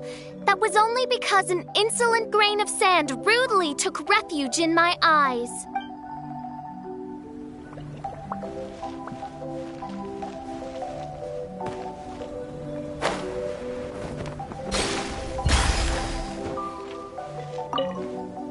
Welcome, welcome, welcome!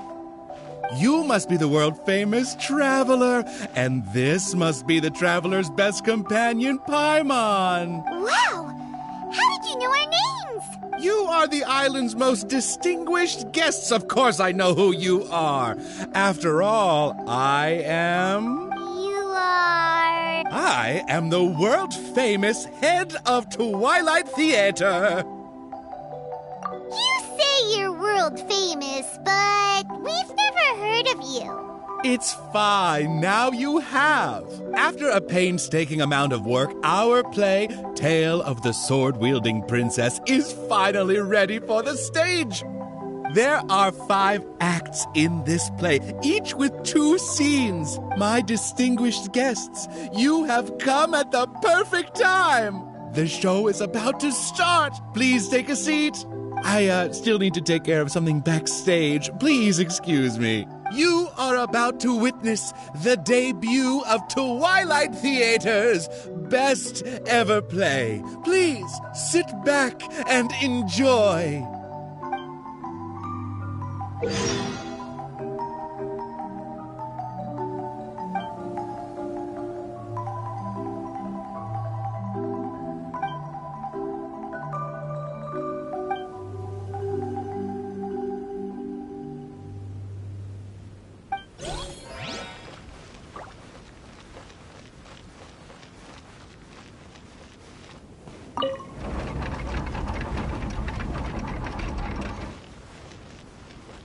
Upon hearing of human dreams precious as gold, an insatiable evil dragon descended upon the kingdom. Oblivious to this ill, the king and his princess continued to debate the content of their meal. Meat or vegetable, though the princess' most loyal servant would have proposed both to end the squabble. But few knew his name, and fewer still cared for his counsel. And then the evil dragon appeared.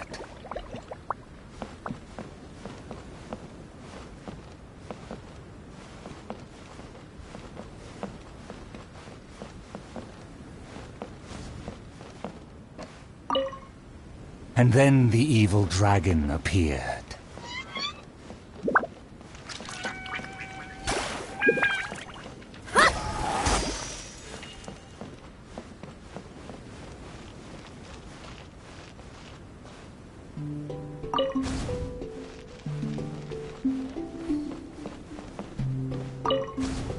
Dreams like gold. I wonder if they will be flavorful. Oh. These uneven tiles on the ground knock the wind out of my sails. Ah, good. Very good. Though you are puny, you harbor dreams grand enough for myself.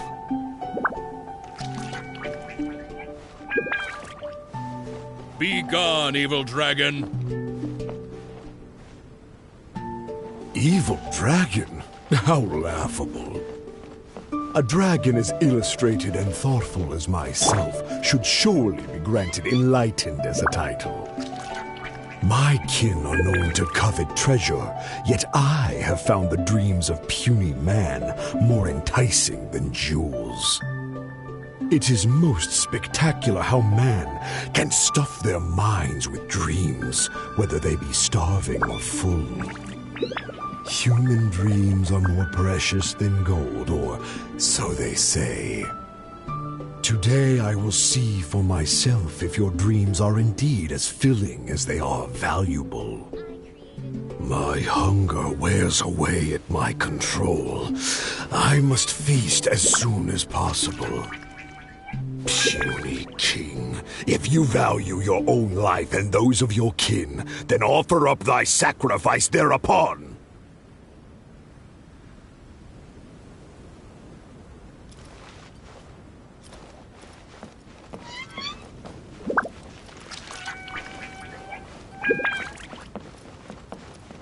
To see me as a coward, are your vile eyes mere reflective stones?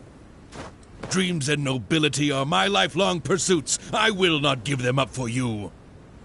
Be gone, evil dragon. The kingdom won't cower before you.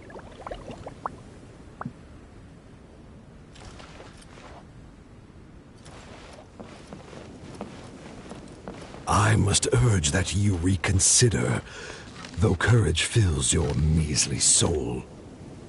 Which choice is more favorable between sacrifice and annihilation? Some time will surely show. I will find some rest in your city outskirts, but before nightfall, I will return for my fill. If you fail to give, then I will take for myself. Your palace shall be my hunting grounds, and your halls my stove.